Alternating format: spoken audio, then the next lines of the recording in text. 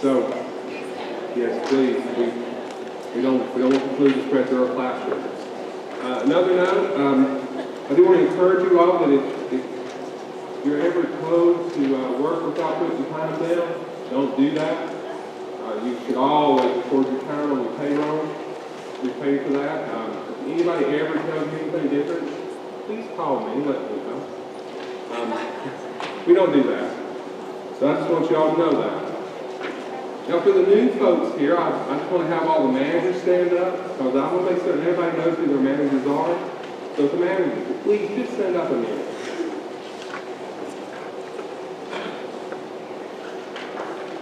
Well, that's most of them. Guys, if you have any questions or anything, these are the people who can help you with that. Thank you all. Now, if I can have all the coordinators and team leaders stand up for the new folks. Now, these are the guys who absolutely get the job done. They work with you day to day. If you have real questions, you ask those guys, okay? They know the real day-to-day questions. Man, there's a lot more theory and stuff. Coordinators, those are the people to ask. Now this morning we have a lot of great presenters. If you have questions, I want y'all to ask those questions. Don't walk out of here with any questions. That's what they're here for. They like tough questions too, they told me. So if you have a tough question, they really appreciate that. So absolutely, there's no bad questions. Please make sure you ask any and every question you can think of related to the area that you're talking about.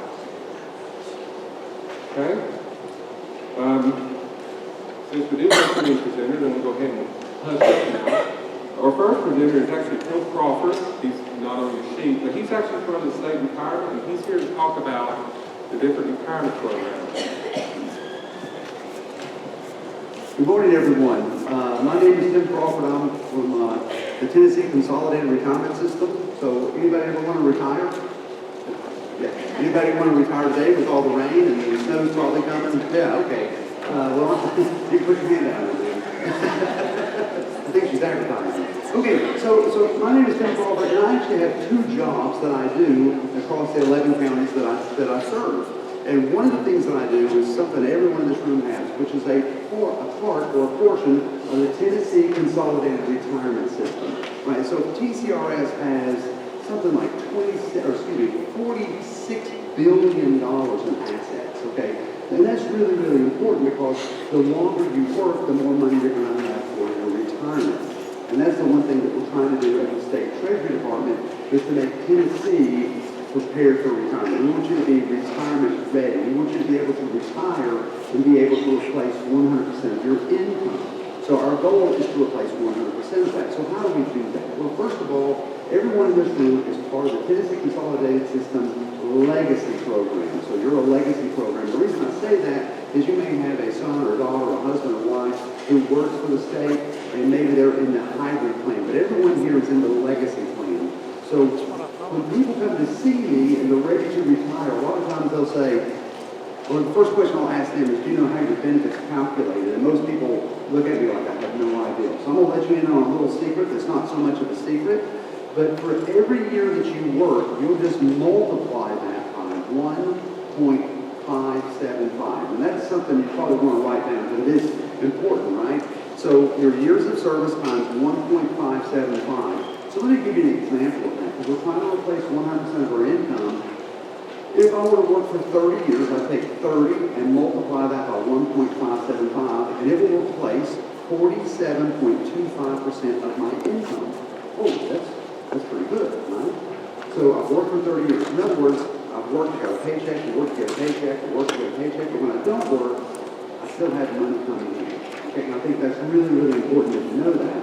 So if you were to work 30 years, you're going to replace 47.25%. I met with a gentleman about 2 weeks ago. He had worked for the state 47 years. 47, that's a long time. He was almost 80 years old, and so we would take his 47 and multiply that by 1.575. A lot of people believe that you're going to stop accruing once you have 30 years, and that is not true. You will continue to increase your benefit the longer you work. Now, what is so important about the Tennessee Consolidated Retirement System is that it is a lifetime benefit. right? So you don't get this benefit for 5 years or 10 years, and then it's over. Right now in the state of Tennessee, every month we send out 147 checks to retirees over age 100. All right, let that kind of sink in a little bit. So this is a lifetime benefit. Once you turn it on, hey, I'm 55, I'm 60 years of age, I'm going to build a house, I got grandbabies, I just want to take care of myself, do a couple things. That check's going to come in every month for as long as you live. So that's kind of nice to know. Now, PCRS is not designed to replace 100% of your income. It's just not. It never was. So you can take a 53%, this, break, so it's, a reduction in your benefit. Nobody wants to do that. The other thing that you might want to look at is your Social Security benefit. And I have a whole presentation I do on Social Security benefit. It's really nice to know, but just in a quick thumbnail sketch of that, if you're born 1960 or later, your full Social Security benefit is at age 67. It's been that way since I was 12 years old. So if someone's thinking, well, they changed that. They didn't. Not since I was 12, and I'm 52, so it's been a while, right? So it's kind of nice to know that you're going to get that benefit, the full unreduced benefit at age 67, and it is based on 35 years of work history paying into the system. Now, if you decide that you want to retire at age 62 or take your Social Security benefit, anybody plan to take it at 62? Yeah? Or know someone who did? Yeah, okay. Well, if you do that, you'll take a reduction. It is a permanent, never go away reduction. Again, if you're born after 1960, it's a 30% reduction. And I see a lot of women in here, which means you really want to think about taking that benefit because women usually live longer than men. Okay, and it's kind of just the facts of life, right? So if you live longer, but you're living on less, it can make life really, really difficult for you. So if we add both of these together, your Tennessee Consolidated Retirement System as well as your Social Security benefit, we still have a little bit of a gap, right? And I don't know about you, but I don't want to take a pay cut when I go into retirement. I've got an extra 40 or 50 hours a week to go do things with. There's things I want to see. I've got to drive. I've got to spend money on gasoline and so on and so forth. I still have food, clothing, shelter, transportation, health care. Those needs still have to be met. So one of the things that we're able to offer to you now is a deferred compensation plan. That's a fancy word for a 401k. All right, so we have a 401k plan that's now available for you. And I know right now some of you are thinking, oh, you could lose your money in a 401k. Well, we have a fixed account. So we have a fixed account that's absolutely guaranteed. You can't lose any money there. So if you're putting money into a checking account or a savings account or you're buying CDs that have a very low yield, where the interest rate's very, very low, you should come look at our fixed account. Okay, it pays guaranteed 3.2%. So that's nice to know that you can get into that. If you want to be invested in the market, the state of Tennessee, that's what you're doing. You're buying the state's retirement plan, and the state plan is a great plan in that it gives you the opportunity to invest in companies. So I don't know if anybody's been to Home Depot or Lowe's or anybody buy a Coke or a Pepsi. Well, those are companies that you can actually buy, right? So we want you to invest in those companies if you feel inclined to do so. If they make a profit, you make a profit. That way your stock holding or your balance increases. All right, so we want to kind of share that with you. So the state plan is a great plan, and I think if you look at all three of those together, the Tennessee Consolidated Retirement System, you look at your Social Security benefit, and if you'll participate in the deferred compensation plan, you'll be, well, I think you'll be better prepared for retirement than those who do not. All right?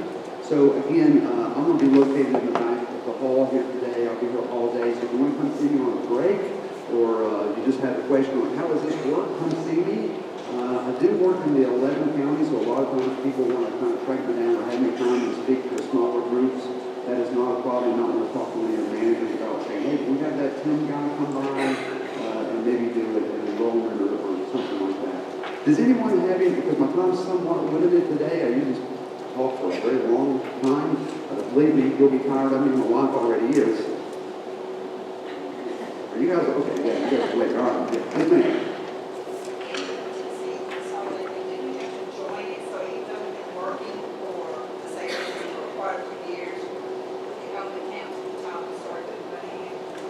So the question is, do I have to enroll in the Tennessee Consolidated Retirement System? When you're hired in, the state starts calculating those benefits for you. So one of the things that you can do, man, if you want to maybe on a break, come by and can tell you how much time you have in the Tennessee Consolidated Retirement System. So everybody's going to have a different amount of time. I show it in months of service, and I just divide that by 12. It tells me how many years you work. So if you work for 360 months, I just divide that by 12, and it's like, okay, she's been here for 30 years. So you can just come see me. I can tell you what your work history is as far as what's been paid in for you. Because you may pay some money in as an employee, but the employer pays you a larger share of that. So that's a great question. Just come see me, and I'll tell you exactly how much time you have in the system. Any other questions before I go? No? Okay. Well, thank you so much, and I hope you guys have a wonderful conference. Learn a lot of things here. I know you do a lot of good things in the community. We're very proud of you. And if there's any way that I can help you take care of yourself and your own family instead of other folks' families, please let me know. Again, my name is Tim Crawford. I do live in Johnson City, so if you need me, call me. And you guys want my telephone number now? Nobody wants to call me. Okay, good. I'll give you my telephone number. All right. Because everybody always calls me at lunchtime, which is the worst time to call. So don't call me at lunchtime because I like to eat too. But my telephone number is area code 423-341-3088. 423-341-3088. If you have a question, we'll give you one more telephone number. If you have a question about your Tennessee Consolidated, you can actually call 1-800-922-7772. 1-800-922-7772. That's the Retire Ready. That's part of the Tennessee Consolidated Retirement System, which is going to answer the phone, Retire Ready Tennessee. That's our goal for you. Okay. Well, if there's nothing else for me, I'm going to go ahead and turn the microphone over to you. Yes.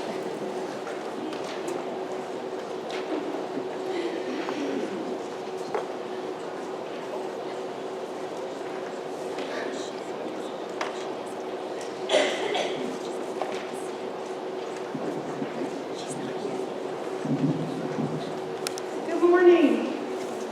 I see familiar faces and some that I haven't met, but my name is Allison Miller, and I'm with the DHS Chapter Licensing Unit for District 1, which is the upper 8 counties of Tennessee. And first of all, I want to say thank you for all that you do for Tennessee's youngest population. And we really appreciate everything that you do and all the time and effort that you put in to making sure that children in Tennessee grow and develop in a healthy way every day. So, with that being said, I'm going to just talk to you a little bit this morning briefly about some scratching the surface of some high-risk areas that licensing will monitor in the sites that you're at every visit that we make to you. And then we're going to have a chance I'm going to let you take a shot at licensing. So basically, you've been given a piece of paper. If you'll think, like as I'm speaking to you about the high-risk areas, if you can think of some questions that you have, there's a blank piece of paper in front of you. If you don't have one, just kind of throw your hand up and we'll get you one. But I wished for snow this morning a little bit. I'm not going to lie. So this morning, we're going to make it snow in here. So after you think about your questions, as I'm talking to you about the high-risk areas, licensing's role in what we do when we come to your center, I want you to write your questions down and then wad your paper up like a snowball. And then you'll get a chance to hit licensing with your questions, and hopefully I can answer those for you today. Pat said, how much paper do we have? So, first I just want to talk to you about licensing's role. You have each been assigned a program evaluator who will come to your site. They're gonna come probably quarterly to your site, sometimes more often. If you transport, that's an extra visit. During those visits, they're going to check particular things, but at every visit, they're going to check high-risk high-risk areas. And I just want to describe a little bit about what the high-risk areas in licensing are. And these are the areas that we focus on at every visit because these are the areas that can place children at the most risk of harm or injury. So the first area that I want to talk to you about is just the general supervision of the children in your care. But before I do that, can I get a show of hands of who is their site's lead teacher, or if you already know it, you would be listed as the site director at your agency. Can you raise your hand? So what this means, if you're listed on the license as the site director for that agency, that means that you are responsible for the day-to-day operation of that site.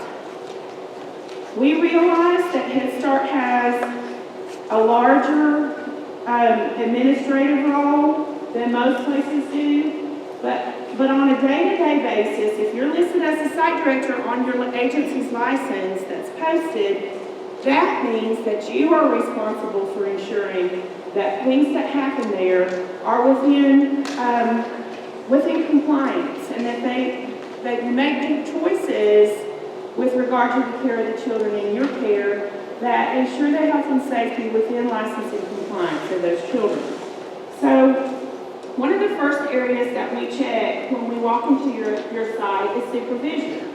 Just the general supervision. Do you have too many children, or that's never an issue at Head Start. We typically see more teachers than what's required. But in that having of supervision, and then for you all, in your licensing rules, it is specific requirements for centers.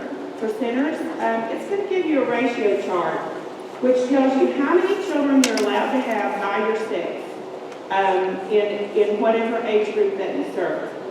And so we look at all kinds of things in supervision. We look at, are you interacting with the children? Are you watching what they're doing? Are you taking an active supervision role with them? Can you see them? Can you hear them? And can you respond immediately? And by see them, we mean see with a quick glance. That means, can you turn your head and see the children in the care? And if there are two of you at that side or three, we look at, can every child be seen by some adult in charge there? And so when you set up your classrooms, you're going to make sure that you have just an overall good view of your room. You don't have the blind spots that prevent you from seeing on the other side of the shelf, because children are curious and they're sneaky. So we want you to stay 2 steps ahead of them and to be able to see them and respond immediately and hear them if they ask you for help.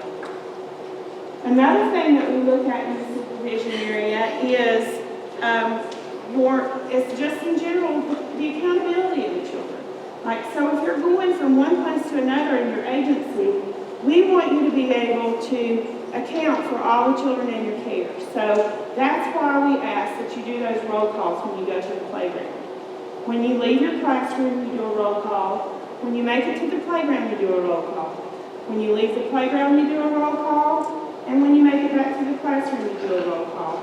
And if you're doing those roll calls, nobody gets left behind. The licensing rules only require that roll call for the playground. But I'm going to tell you right now that best practice is to go ahead and do that when you're going to the cafeteria, when you're going to the gym, when you're going to wherever it is outside of your classroom, when you're going out to field trips, do it regularly. But make sure that you're doing that, because if you do that, you're never going to leave a child behind. It ensures that all the children are in your care at all times, and that you haven't inadvertently forgotten one, or one slipped out of the line, or one's gone to the bathroom. If you're doing those roll calls, you cannot lose a child. One of the things that keep you accurate in that roll call is an accurate roll. That means that children have to be signed in by you, if you transport, by parents if they bring them to the center. And I know that that's a lot of signing in and out. I realize this. But That makes sure that all the children are accounted for on one sheet of paper so that you know who's in your care at all times. If you're doing roll calls without an accurate roll, you're not doing an accurate roll call. So that's why we want you to make sure when you're greeting those parents for they're dropping those children off or they're coming to you on the bus, when you're greeting them and you're doing that morning health check, you're making sure that you're also handing them the clipboard to sign in. You're making sure that they're doing their part to transfer that responsibility from themselves to you and back at the end of the day. Another area that we look at is plans for emergencies and staff breaks. So that's one of the areas that we look at as far as when we ask you about your emergency plan. Saturday we held a meeting in our area for emergency management planning, and I think Sarah was with us there. There were 40 providers there, and basically most of you are either housed in a school or a standalone site. If you're housed in a school, you're going to be following that school's emergency plan because you're under the direction of the school principal at the point in time when you're at that school. And so the principal's role is to make sure everybody knows what they're doing as far as evacuation, lockdowns, things like that. So we have templates on our website. Just line those up with your school plan. Or if they have a thorough plan and it checks all the boxes on the template, just tell your program evaluator, this is the plan I use for emergency planning. And then we look at staff breaks. Like, can you feasibly, can they go to the restroom and the children be supervised? Can they go, is there somebody that you can call immediately if a staff member gets sick? And usually, I guess for you all, correct me if I'm wrong, that's your team leader, or maybe if your FRS is on site. I think you're called something different now, but you've got somebody that you can call if you're not feeling well to come in and sub for you so that you can maintain ratio and supervision of the children in care. We also look at supervision during mealtime. So anytime you're eating, and for Head Start, you eat all the time. You're eating breakfast, lunch, in the duration classes, that afternoon snack. So we're looking at supervision during those meal times. Can you see every child's face? Because choking is a silent event. So that's why we're looking at, do you have to be sitting at the table with them? No. But you do have to be seated where you can see the face of every child in your care, because while they're eating, if they choke and they're truly choking, they're not going to make a sound. That's why you need to be able to see their face. So I know in the past it's been, you can't get up from your seat. You cannot move from that seat. We're not necessarily looking for bottoms and chairs. We're looking at supervision. Can you see everybody's face? Are you performing any other duties not related to meals? So if there's a child who drops their plate or drops something, who has a spill or gets sick, we don't expect you to sit there and let that child, have to sit and vomit or in a spilled meal or go without a fork. You can get up and get those things for the children. Communicate with your team that is there with you and say, I'm getting ready to go help him, get rid of the milk on his shirt or get whatever he needs. Can you see the children? Can you see my children? Just make sure you're having that open line of communication so that you can effectively make sure that those children are safe while they're eating. And you shouldn't be performing any other duties. You shouldn't be on your cell phone. You shouldn't be performing paperwork, doing your lesson plans, putting out your cots for nap. You should be focused on the children who are eating until they're finished eating. And that doesn't necessarily mean someone has to be at every single table, just so you can see their faces. And also, I wanted to preface for these rules, that I'm going over today that we monitor under the DHS licensing rules. And I know that there are some of you here who are with a DOE program. And those rules, I believe, mirror our rules, but I'm speaking directly to DHS licensing rules when I talk about our standards for monitoring, what we expect out of child care providers.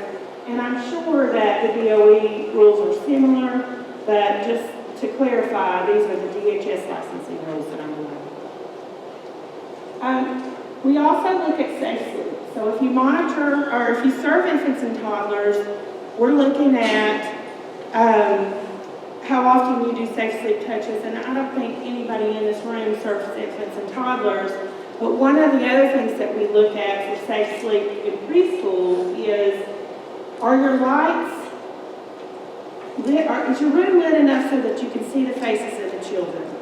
Can you adequately monitor what they're doing? If you walk into a room, I typically, when I walk into a room, let my eyes adjust to the lighting in the room. And if I still can't see the faces of the children, I'm going to ask you to turn on a lamp, open a curtain, something so that I can do that, you can do that.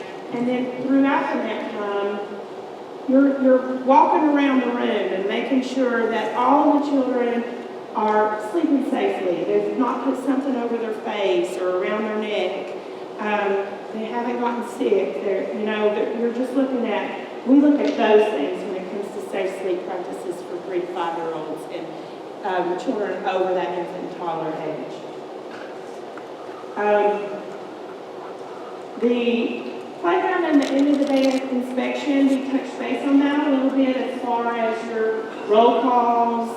But the end of the day inspection is important too, for making sure that you haven't left a child in the building. So if you've done roll calls, the risk of that is very low.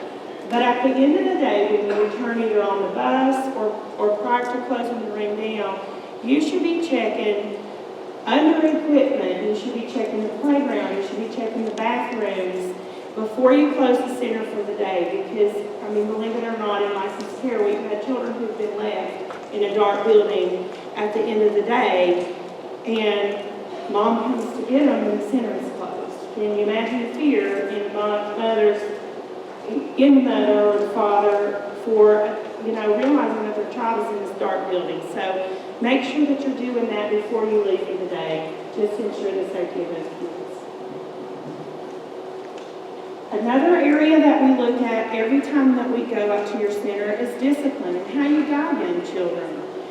And we all know, everyone in this room has been through enough training, or they've been through college courses, technical courses, they've been through CCR and our workshops, in services with Head Start, to know what's required regarding young children.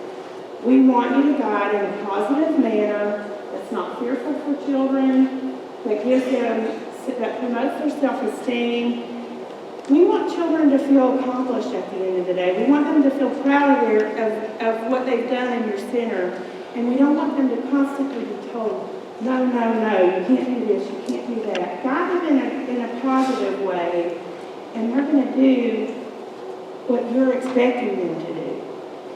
And not always. You're going to have children who are not always going to do what you expect them to do.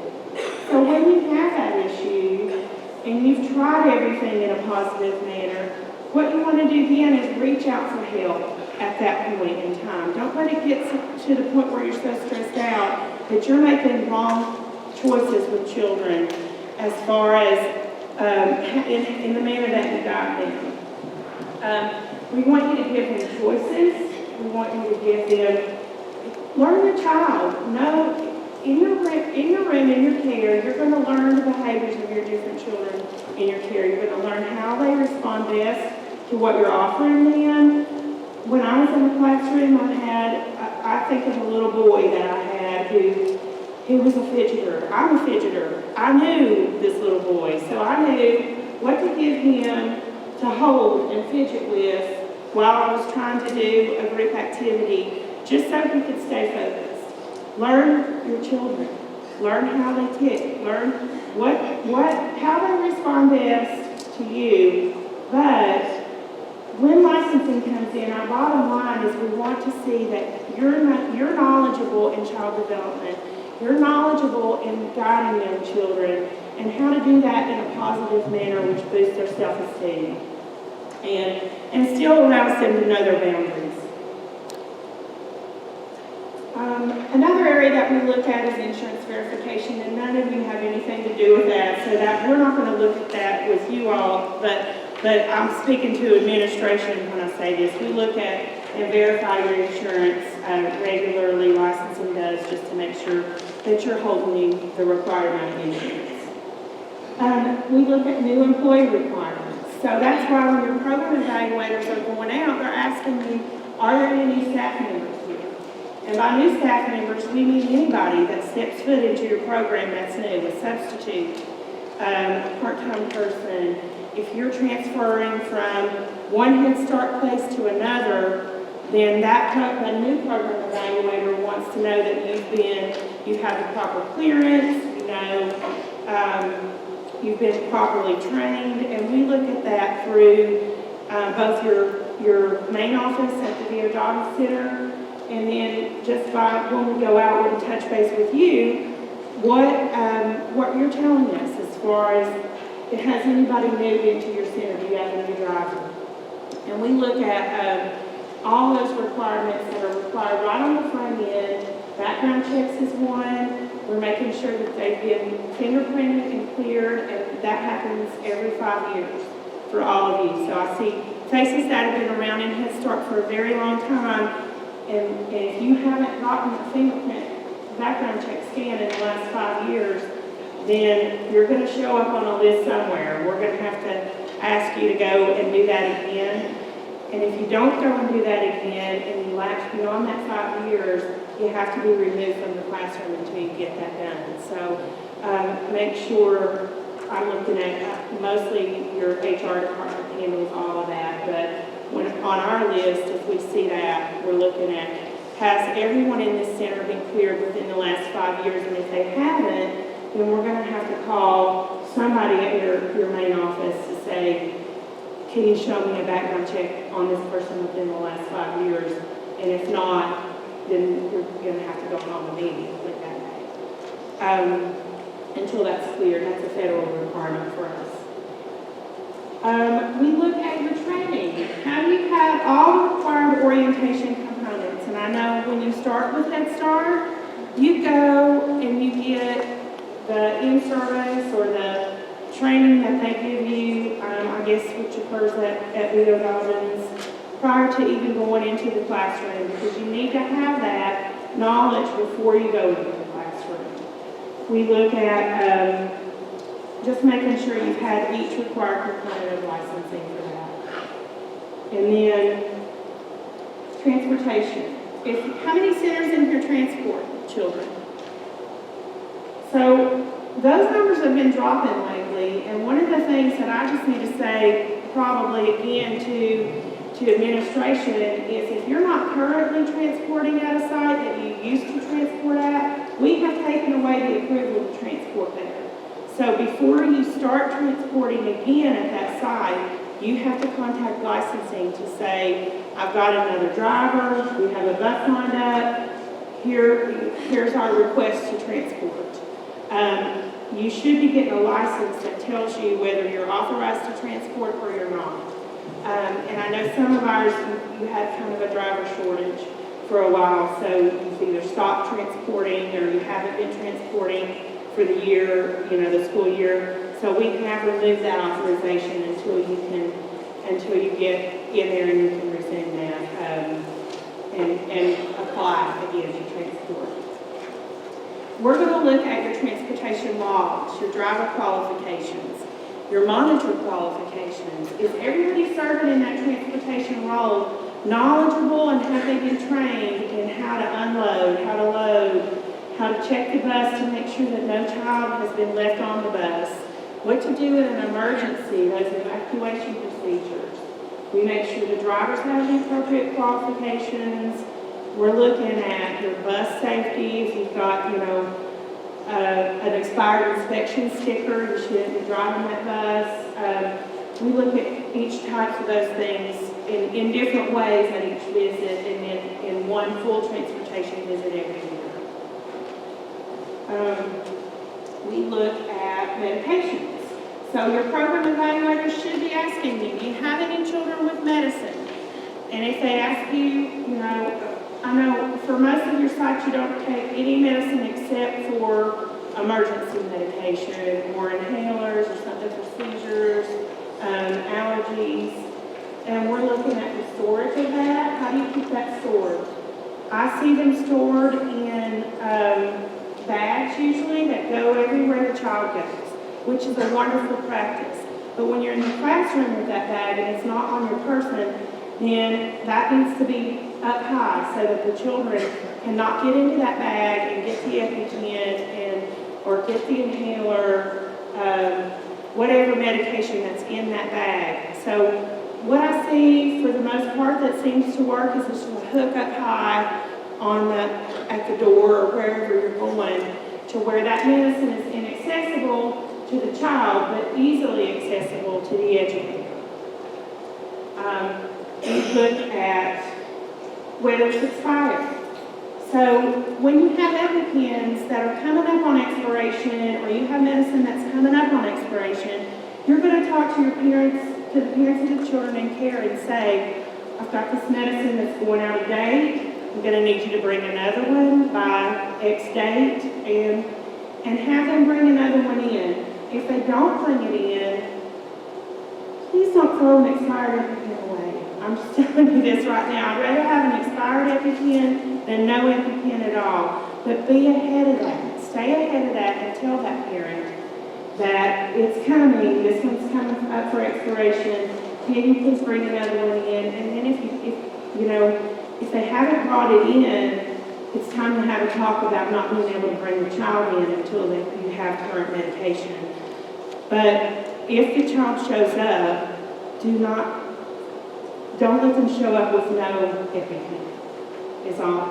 We would ask you, all of our program evaluators have been trained to ask you, have you spoken with the parent? Have you talked to the parent about bringing in new medication?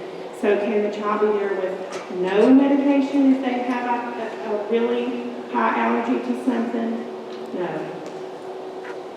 Is it a requirement that the EpiPen is permanent? Yes. But we are going to give technical assistance for you to immediately talk to that parent and maybe not allow that child back until that EpiPen is current again, or whatever emergency medication that they have.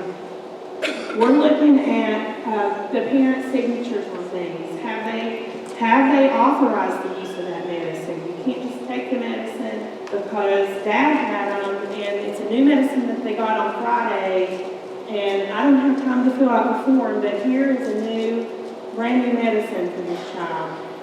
We're looking at, is the form on file? So we're going to match whatever's in your emergency bag with a form, and making sure that the parent has authorized you to use that on their child. We're looking at firearm storage, hazards, medication storage, chemical storage, and prohibited practices and products. So all that being said, you can have some bleach out as far as to sanitize your tables and soapy water to sanitize your tables. But as far as any other chemicals go, you are going to keep those stored in a locked manner. And that includes your Lysol sprays. Anything that says keep out of the reach of children, you're going to keep out of the reach of children and locked away, because this is going to be children again are tricky. They're going to find a way to get that. This also includes your purse. If I dug my purse out right now, there's going to be things in that purse that a child cannot have. We've had children to mace the entire class. We've had children who've gotten medication out of the teacher's purse. So when you store your personal belongings, you need to store those in a way that you're looking at that the same manner that you would look at a chemical or another hazardous product for children.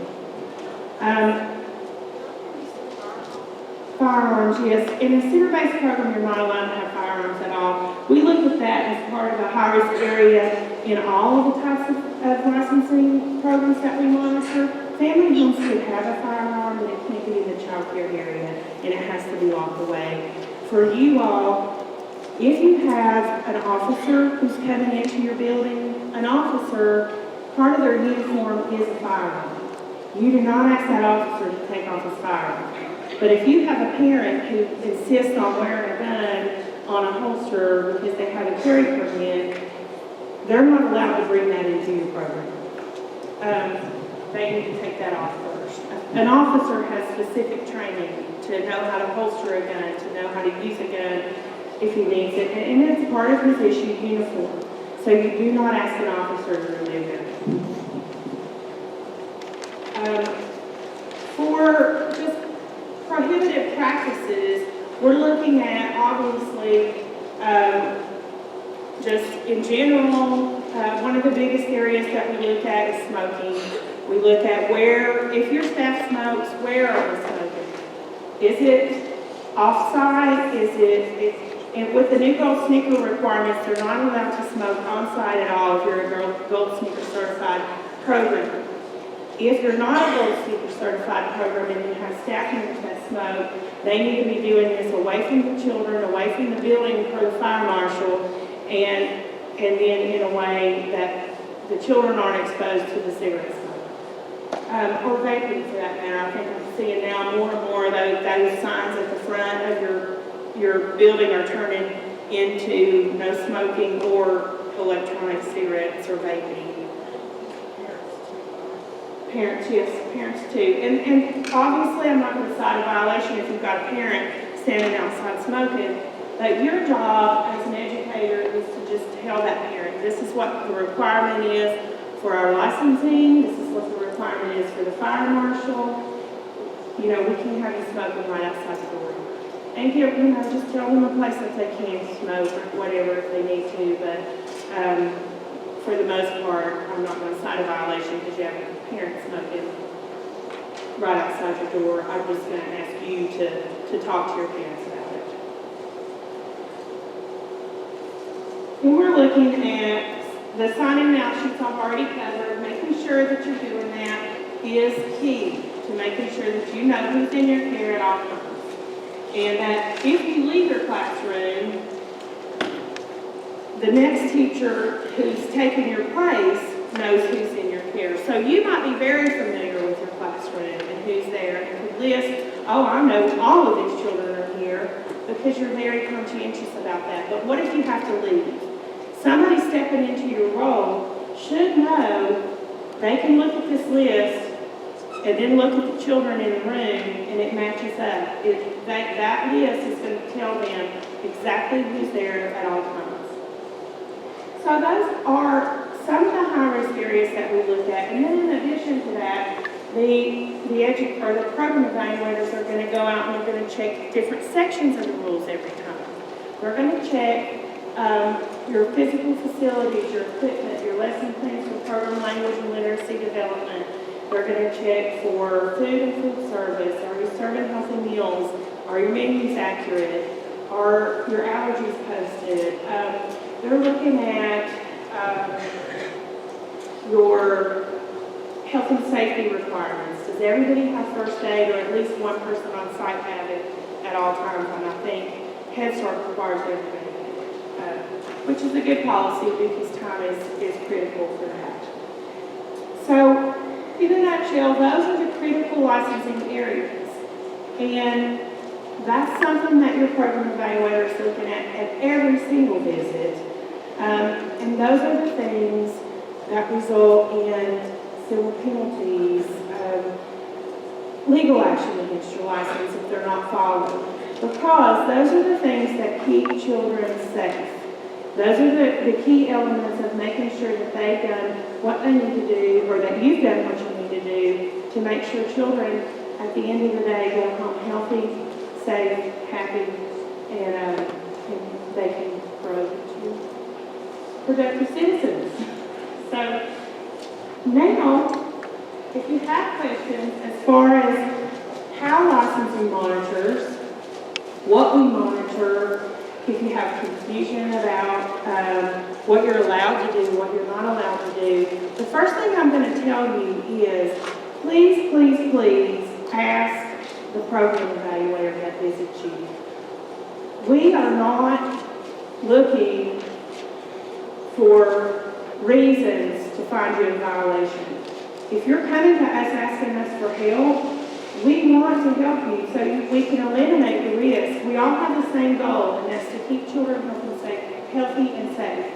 And we want you to ask us questions where maybe you don't understand, or maybe you don't know what you're allowed to do. And there seems to be, I hope this culture is shifting, that when licensing comes, don't ask a question. Don't, just yes, no, answer directly, and let them get out of there. And we understand we're interrupting your day. We're fully aware of our role in your center, and that we're taking valuable time, but it's essential that we do that. But we also want you to ask us wherever there's confusion in either a rule that you found, a practice that you have, or if you have come across something that you're like, I'm not sure if I can do that. So what I recommend is keep yourself a running list, because you're only going to see us every couple of months. And then when you see us, you're doing 500 other things, and you're like, I knew there was something I was going to ask you, but I can't quite remember what it was. So keep yourself a running list, a legal pad, questions for licensing. And so when those questions come up, you can jot them down, and when you see your program evaluator come through the door, let me get my list, and then I can address these. But also, each of your program evaluators has a cell phone.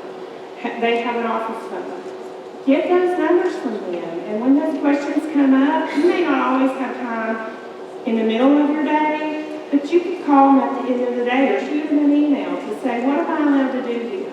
Because they're going to guide you in a way that ensures compliance and makes sure that you understand what to do to keep children in your care healthy and safe.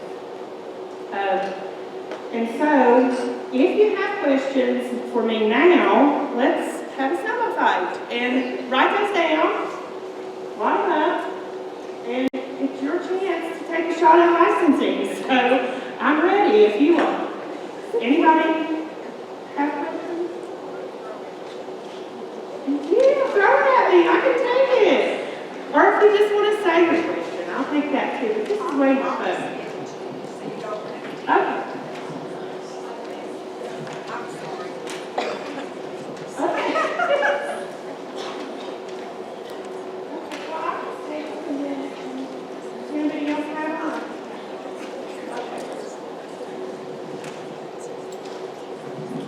Okay, one of the needs, and I have heard this, is one of the needs is more specifics concerning discipline for unusual circumstances.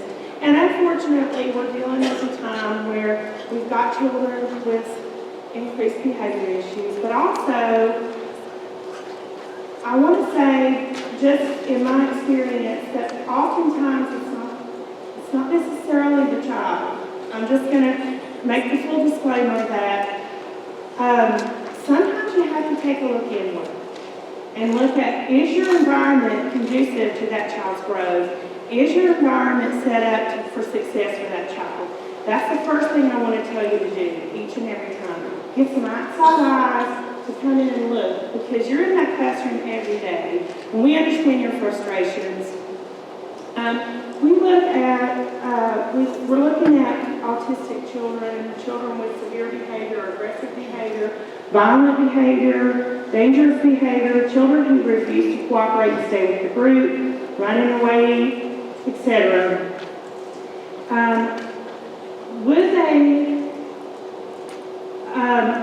What are we allowed to do? I guess this is the question we receive most often. If you have a child who is running out of your center and into the parking lot, please stop that child. Please hold that child and get them to a safe place. Do not allow that child to run free, because I think in the past maybe there was a restraining rule that got a little concerning twisted, I guess, as far as you weren't allowed to hold a child at all to restrain them. But if they're hurting themselves or somebody else, you can get them to a safe place. And you're going to have to hold them to do that, to get them there.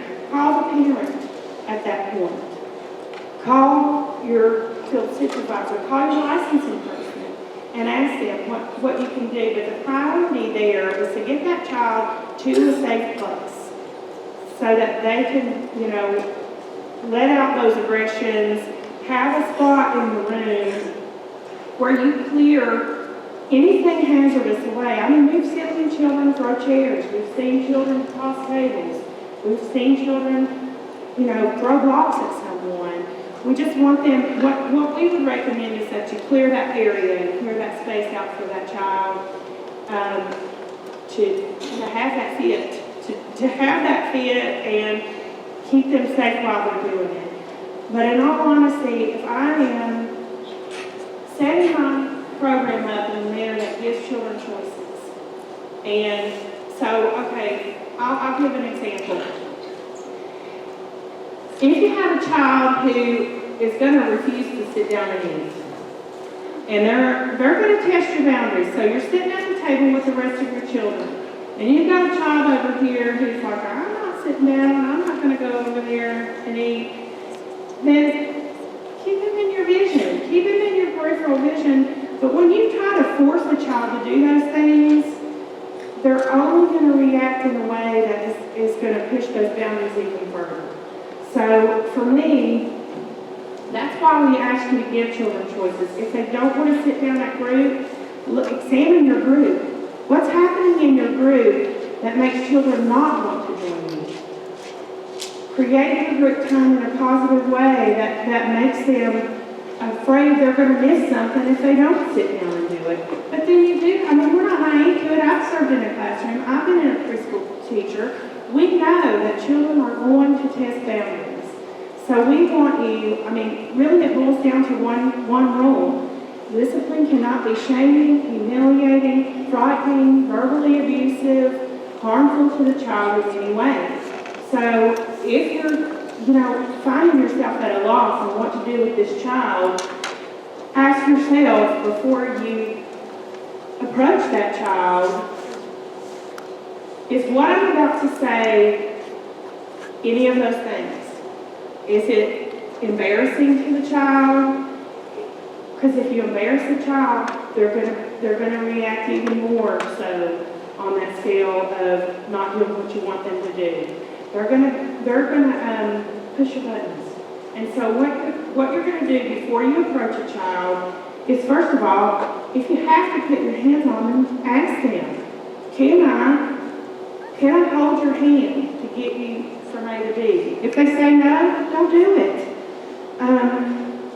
But if they're running out into the parking lot, by all means, pick them up and carry them back to a safe place.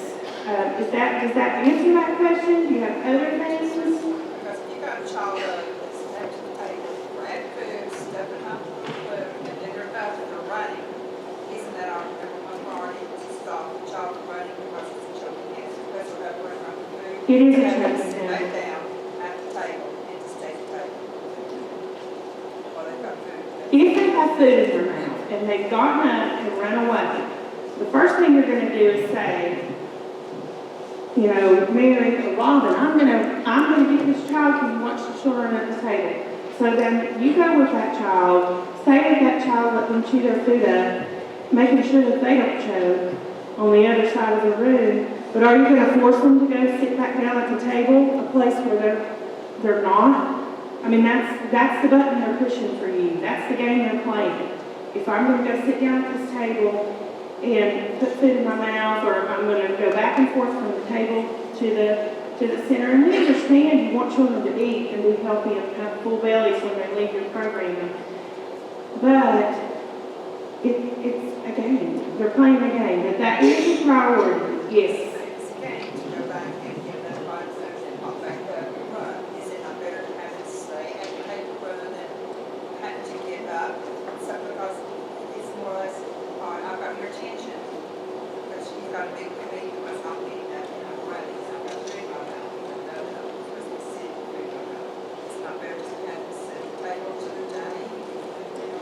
It is, but you're not always gonna do that. I mean, I'm not saying allow them to go back and forth from the table to the plate.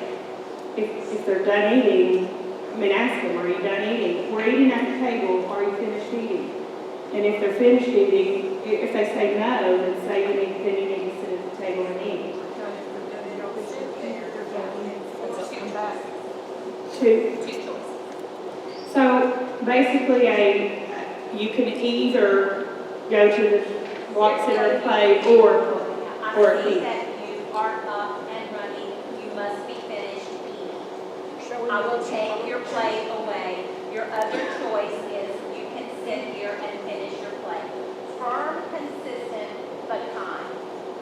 But two choices, always two choices. Then you're putting it back on them. You're not deciding for them, you're letting them decide. It's two choices. But the cue is, I'm up. I'm sorry. What I was saying is there are always two choices, and you don't want to be the one making that choice for the child, because then you're taking the power away from him or her. So they're giving you the cue that they're finished or they want to play this game. So you're going to take a deep breath, because this is what this training is about. Because when you are in this state down here, you can't do anything. So you've got to take a deep breath before you approach this child. And another thing we're going to talk about is teaching the children how to breathe and control what they're feeling. So you're showing me that you have finished eating, so I'm going to take your plate away. The other choice is you can sit back down and finish your meal. What would you like to do? No, we're not counting the 3, and we're not giving rewards for finishing a meal. These are the rules. You sit at the table. You may have to say that this is not going to happen overnight either. But when you give them the power with these two choices, Yeah. Table, I just stay there with you because he's going to be running around and keep on running. So I stop him, take him back to the table, sit down, finish chewing your food, you get your mouth, you're done. But he gets up again after. The thing about it is, more than anything, and it's not so much because Robert's right, it's a power issue. And if you have this constantly where children are trying to test the boundaries, it's always about seeing what exactly you're going to do. And so it's fairly predictable that if they can get you to get up and get again, then there are other ways that they're going to take and incorporate it. It's not children having this premeditated thought about how to make your life miserable. For them, it's really about seeing what they can do, because there may be other things in their world that are simply out of control. So this is a test, and this is how well you handle the test. And so it doesn't, I don't want you to think that we're promoting saying, well, they can just do whatever they want to do in my classroom. That's not it. It's just kind of choosing your battles. And this is a battle. And so, and it's where you're very clear and concise, and you just say, you know what, you're showing me that you've done eating, that you're finished. So I'm going to go ahead and put your food away. And you're thinking, all right, I'm going to give you a chance. You can either come back here and sit down, or you can go and choose to play over and find a book. And if they keep doing that, that's where you can't say, okay, now remember, I just told you that if you could just, it's not about, you're not doing negotiating at that point, you're done. And even if it means that you take and you put the food away that day, then you may have a reminder away from that routine the next morning. Remember yesterday, when you got up, and so you're kind of having a story time with them, not in the midst of all of this, but you're laying the groundwork for what could happen that day. Remember, you had a choice. And so then that day they may make a better choice. And just like Robin said, it may not happen just like this. But the more consistent you are with them understanding what their boundaries are, the easier it is to kind of keep them in that. Does that make sense? Yeah, well, and Robin just said a really good point. Some of these kids don't even eat at the table. You know, that's like, it may be this is just not a routine for them. But if John, I'm going to go ahead and stop him from running and I'll show him my phone.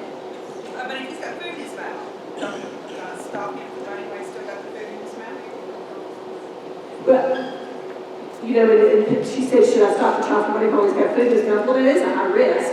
But by the same token, I think it's almost one of those things, you know, you really have to have eyes in the back of your head, on your hands, and everywhere else, and it's really making the best choice at the time. And, you know, if it's totally undoes this, as you're moving, and I'm sorry, So like if I've got a table of children, if I've got somebody over here running, and maybe I don't have immediate eyes for somebody else to be watching, then I'm gonna be moving toward that child. You know, and they'll keep moving out, they've got the boundary of the room, but I'm gonna move toward them, and it may just be that I'm making a quick glance, and then eventually choosing what it is that I feel like I need to do. But again, it's all about kind of doing a very quick, and you can make the decision there to say, you know, you need to come back to the table, because you're showing me that you're finished. And if you don't return to the table, then we can take and move your plate over here. You're telling me that you're done, or you can come back, or you can make another choice to do something else. And so I just think the more that you say that, and then other children hear that too, and they understand what choices look like. And again, it's not free reign, it's just allowing them to take, because if you're, when Robin identified that, saying if you're in your brainstem, which means that you're reacting and you're not taking a deep breath and kind of responding, then you're going to feel it, you're going to feel that well up, like, and that downloads a lot of tension, and it just kind of falls apart pretty quickly. Folks, before anybody else asks a question, we have a talk back mic. Those in the back cannot hear the question, so if you do have a question, just raise your hand. Megan will bring the microphone to you.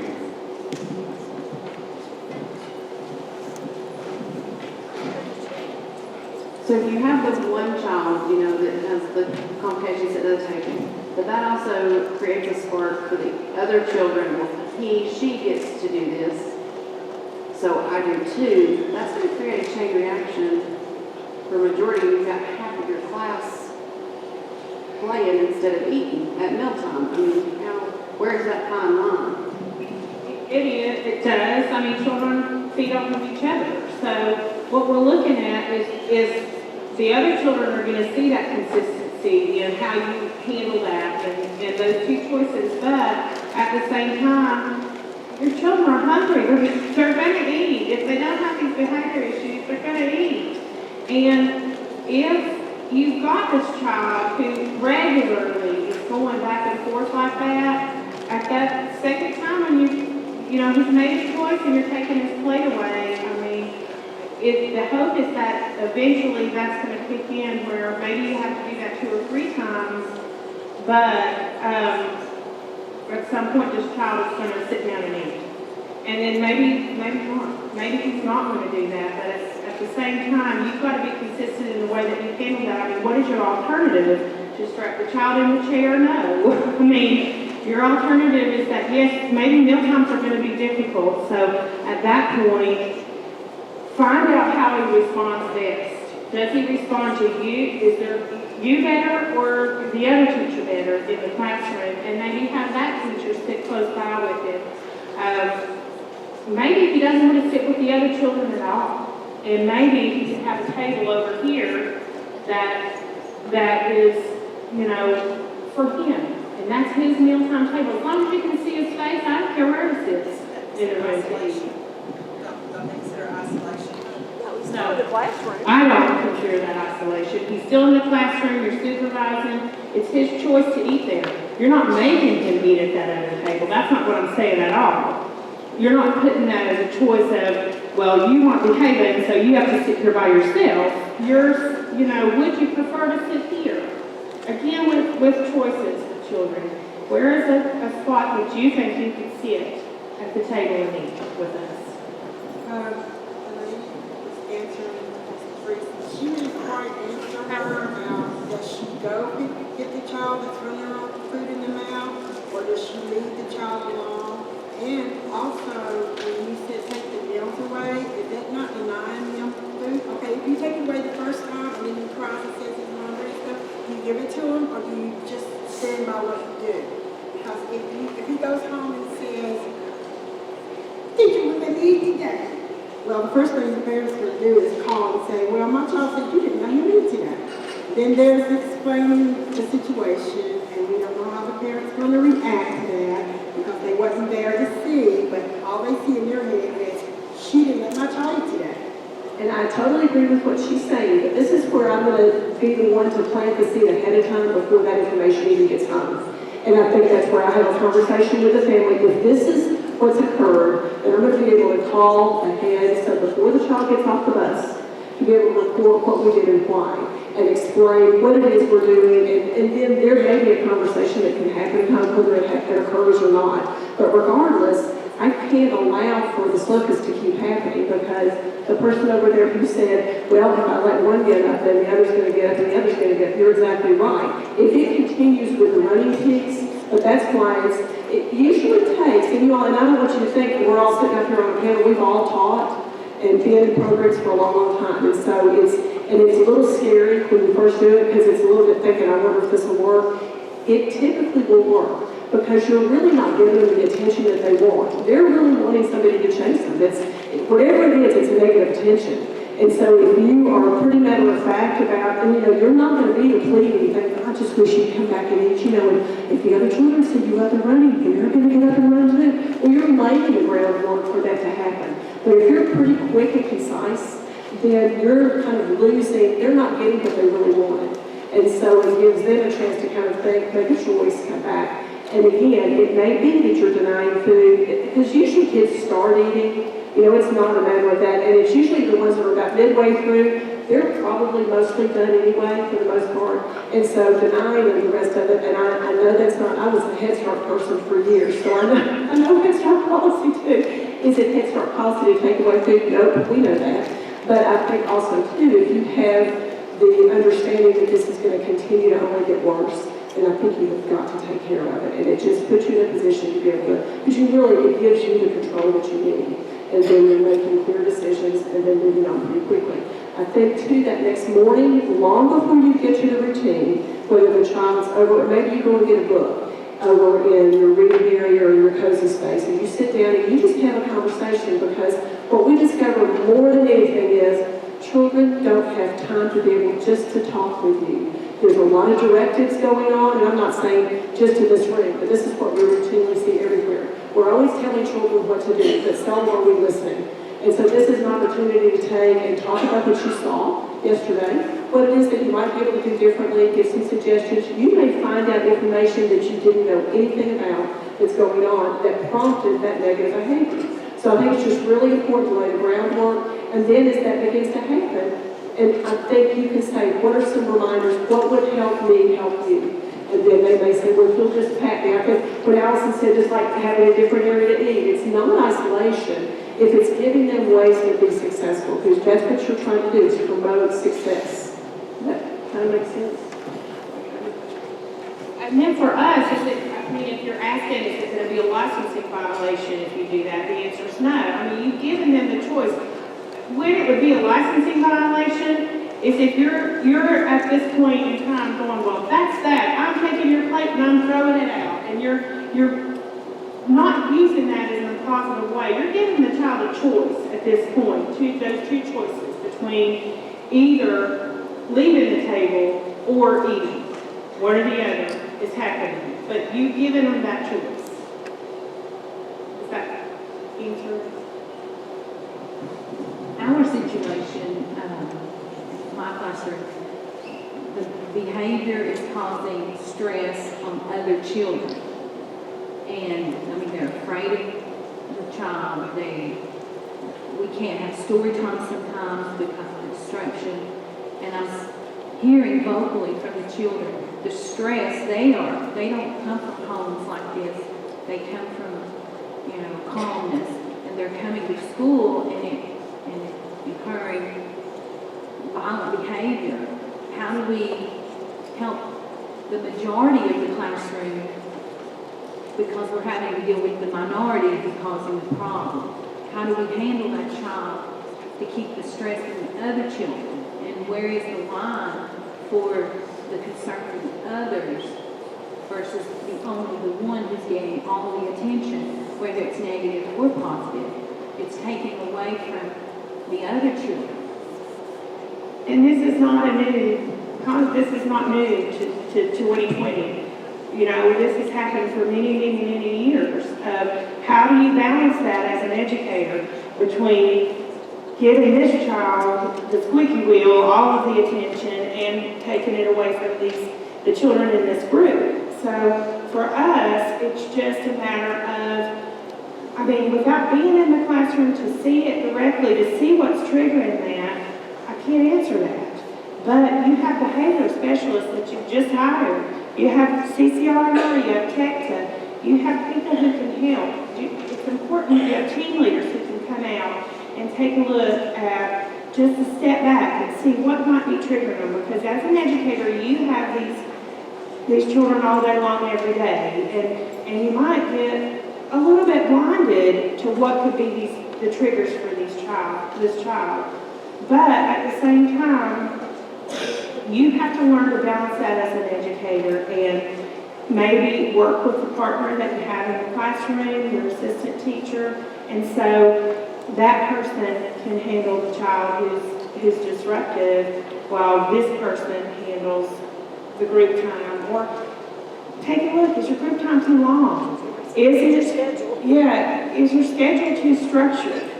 I mean, in 90% of the things that we see, it's too much structure for children. They need some freedom of play, and they need to explore and learn through free play, free guided play in the center. It's not a okay, everybody's on their own, free play, and step back. It's guided free play. So, and are your transitions too long? Look at when they're acting up. I mean, when you're going from doing the hand washing to the table sanitation and to all of that during the mealtime, by the time the actual meal gets in front of the child, he's so frustrated because, number one, he was hungry 30 minutes ago, and he's had to take all of these long steps and then sit there at the table till he gets his meal. But look at how you're transitioning children, those wait times for children, and see if those are crossing the triggers. And if they're not, I mean, if they're on point and he's just testing boundaries, then it's going to be time for one educator to be assigned with him while the other one is working with the other children, or time to bring in your behavior specialist, your person who, your FR or your team leader, somebody who can take a look at it outside and help you. And I know, Head Start will bring in a third person if they need to in the classroom, from what I understand, to help with children with behavior issues. So you do have resources out there, but every situation is different, and without actually being in the classroom to look, to see, it's difficult to decide or to be able to answer that question as far as what to do in that situation. Excuse me, but I'm also in the same classroom with her. I want to just back up to something you said a few minutes ago about if a child is actually endangering other children or being violent, call the parent. Yes. We need specific guidelines for when we can do that, and whether or not we can send children home when their behavior is like that. It is not a licensing violation to send a child home for behavior issues. Now, you have to use some common sense. If the child would rather be at home with mom, but if they're placing themselves and other children in danger and there is nothing that you can do, for me, it's going to be to the level, that's something that you have to talk to with your team leader, with your administrator, the people at Head Start who make those calls, but it is not a licensing violation to do that. But would I recommend doing it every day? No, because that's probably the goal that the child has.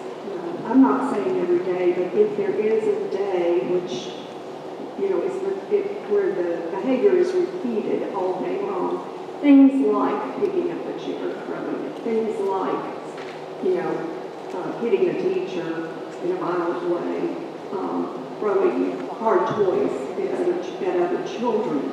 I'm just saying there are some days that you think he does not need to be here. And I guess that's what I'm asking is what is the licensing take on that? At that point, you can have a conversation with the parent and over the phone and say, here's what we're seeing today. Did anything happen at home that might be, maybe he didn't get enough sleep, maybe, whatever it is, he had on Buterol that morning before he came to school or something, whatever it is. Yeah. In this child's world, basically what happened in this child's world to create these issues that makes today harder than yesterday for him. And perspective for you because it's harder for him. But there are times when you hit between him and the other children to protect them, but then you're taking the brunt of it. And are we really, I'm just going to be perfectly honest, are we paid enough to take that on a daily basis? It's like, I think every early childhood educator has asked themselves. well, They've asked themselves that question. once they get into department head, in kindergarten, that child would have been sent home, many times. And it's like we're forced to keep them at school and keep trying. And sometimes it just, we reach our limit too. And I think at that point, that's the important part, is where you understand that you reach your limit too. Because you do reach your limit. I reach my limit as a parent. I reach my limit as an educator at certain times. And that's the point where I think I saw it up here for a commune. You have to make sure, because an educator who is frustrated, fearful of, if I do this, am I going to lose my job? If I do this, am I going to get written up? That is not a healthy environment for children. That is happening in a lot of classrooms in Head Start. I have been a substitute now for 2 years, and I can honestly tell you, every single classroom I have been in, there have been at least one, if not more, children with very severe behaviors. And I am a former special ed teacher. I know what I'm looking at. I know what a normal child is, and I know what a severe behavior disorder child is. But they're everywhere. And I think that that's important, that when you look at that, you look at the why of things. Why is that happening to that child? Why is this behavior either escalating? What's causing it to escalate? Those kind of things. And if you've reached no solution, I understand, and I met last week, multiple people had started just hired to help you with that. I understand that, but I guess as a former special ed teacher who was not allowed to have more than 8 children, I'm talking about early childhood special ed in Virginia. I don't know what the laws are now in Tennessee. I strongly feel there are some children that are not best served in Head Start for that child's sake and the majority and the rest of the children in the classroom. I agree. But I think some children, and the teachers are not trained to deal with those kinds of behaviors. right, and that maybe is where your referral comes in, to, talk that those parent meetings that you're having, to talk to the parents about potentially some assessment for the child, to place them where they belong, because child care center, a center-based program is not for every child out there. Some children need smaller environments. That's why we look at family homes and center-based programs. And some children need individual one-on-one care because they have health issues that go beyond the scope of what 2 educators in a classroom of 20 children can do. So that's when you need to communicate with your team leader, your administration, to explain your concerns. That's where you're going to, as an educator, to advocate for yourself and what you're trying to pitch here. You've got to document things. You've got to have things to support why you feel that way. Because where the fine line is that sometimes you have very attentive educators who will go above and beyond to try to meet the needs of a child, but sometimes you have educators who will call a parent every single time a child looks in the wrong direction because they don't want to deal with them that day. And I am a realist. I know this happens. I've worked with people on both ends of the spectrum. So what you have to do is, to be an advocate for that child, is to do your homework with that child and to document those things, to say, these are the behaviors that I've seen. This is what time of day it's occurring. Look at, is it the same time of the day? Maybe he's tired. Maybe he gets hungry earlier. Maybe it's a matter of he needs a snack in the middle of the morning because something happens and think it's hangry, to be quite honest, you know? I mean, you look at the individual child, not a routine or a schedule, or it's 10 o'clock, it's not time to eat yet, we don't eat till 11. You know, have some tools in your toolkit to help that child succeed. And if you can't do that, then it's time for a conversation with your team leader to say, you know, how can I meet the needs of this child? Because here's what I've observed. But you can't just, I understand the differences, where they don't want to get in the habit of calling somebody's parent every single time they appear to start going off the deep end. And so that's why policies, I guess, are in place that they don't really want you to call the parents to come in.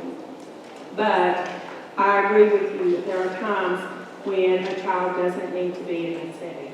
And so you, as an educator, have to do your homework for that.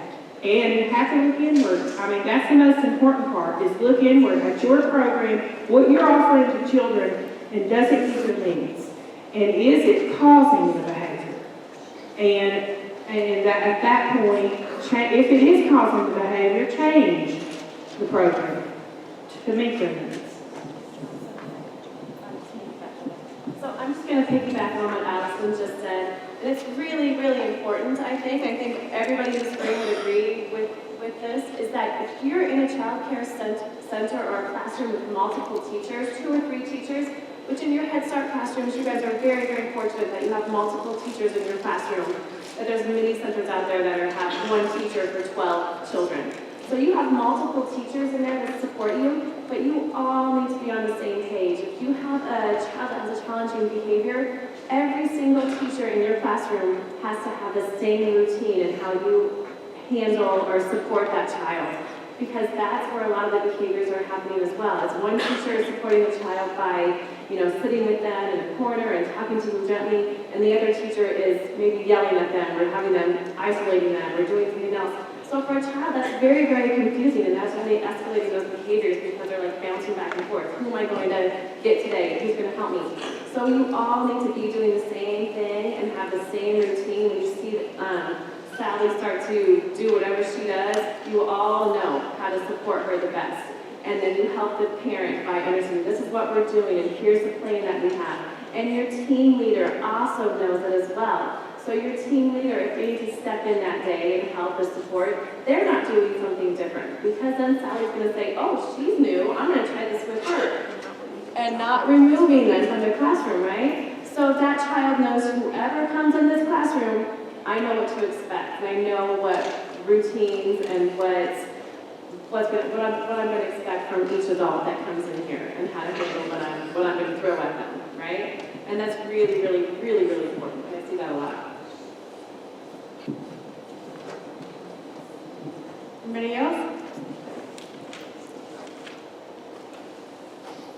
I have a program evaluator in the back who does our transportation training with you, Jennifer Phillips. Does anybody have transportation questions for Jennifer? No?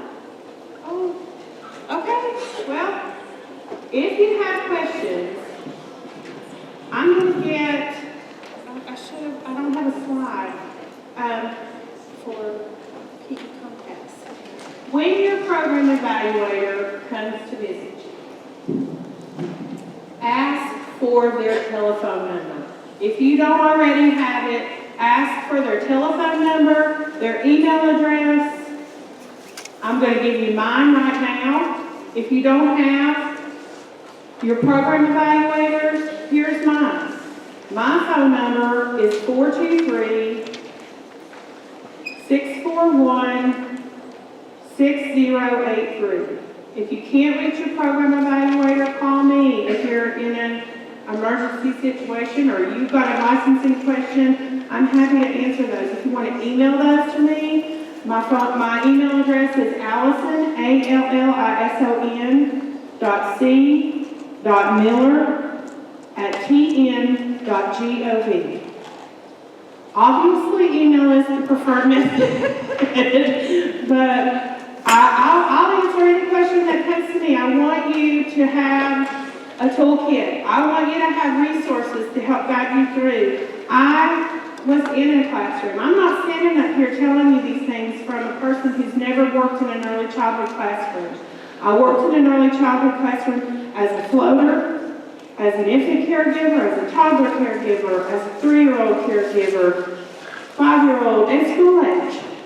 I've been where you're sitting. So I can come to you, so you can come to me and ask me these things, the questions that you have, and I'm not telling you from the person who sits behind the desk. I'm telling you the answers from the person who's been in the classroom where you are. And I like for each of you to understand and for you to feel safe enough to ask your licensing representatives questions when you have questions with regard to licensing rules, because we don't want the environment where you're afraid to ask, because fearful educators do not create healthy environments for children or for yourself. So we want you to be happy. We appreciate what you do. We want you to love your job. We know our rules are hard. We understand that, but they're hard for a reason. They're hard because they have to be, because they're out there to protect children in your care. So if there's things that you don't understand, ask. Take your rules, highlight what you don't understand, and ask your program evaluator when they come. I've been looking through these, and this is what I don't understand. How would I do this? How would I keep compliance with this rule if this is happening? Thank you all for everything that you do. We appreciate it.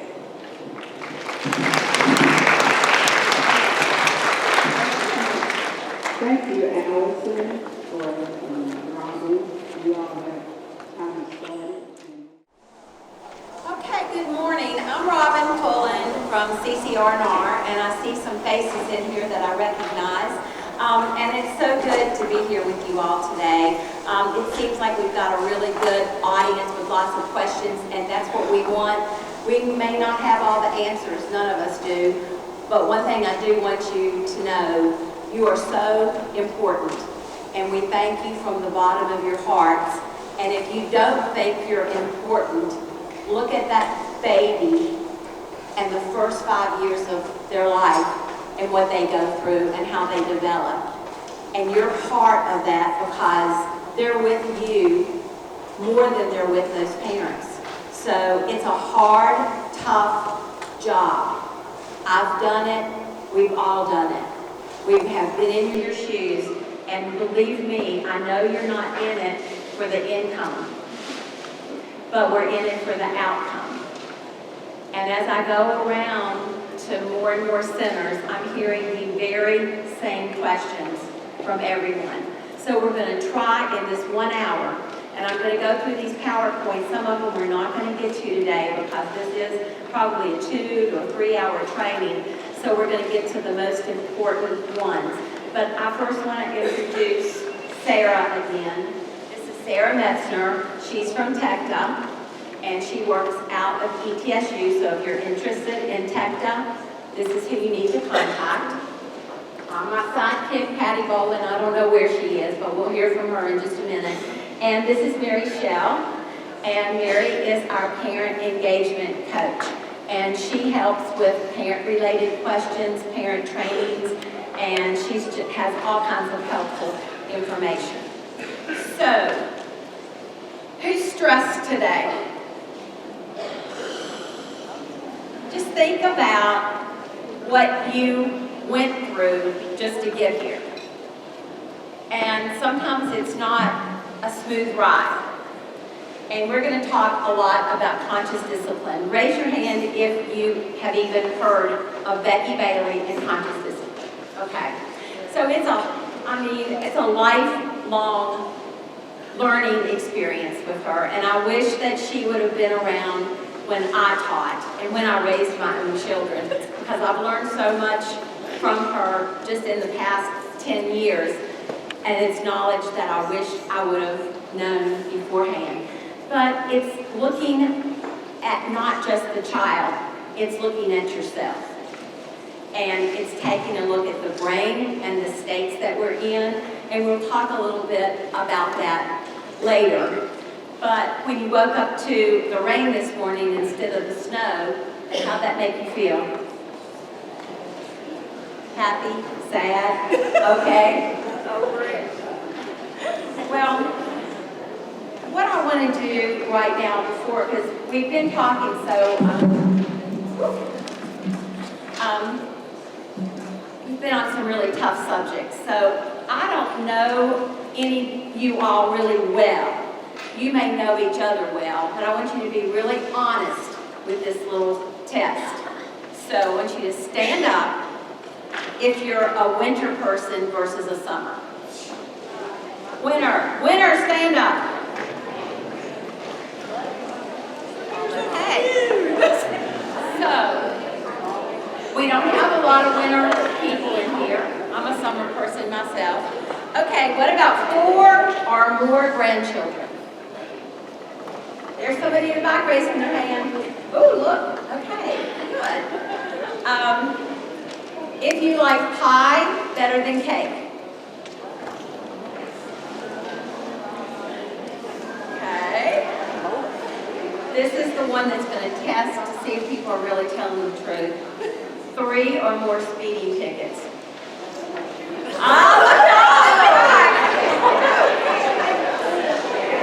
And she stood up so quickly, too. It was like, If you've ever rode a horse. Yeah, look at this. That's great. You can tell you're from Tennessee. Okay, sit back down. Stand up if you were named after someone. It's interesting. If you fluently speak another language. Good. Wow. Okay, would you rather read a book or go to a movie? The movie people, stand up.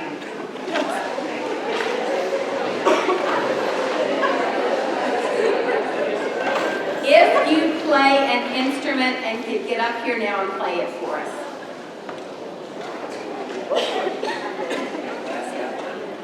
If you have more than 2 pets. And keep standing if you let them sleep with you.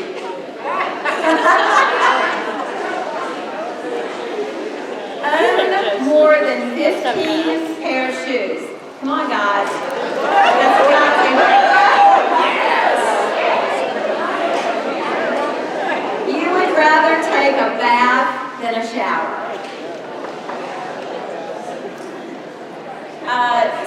You like steak better than chicken.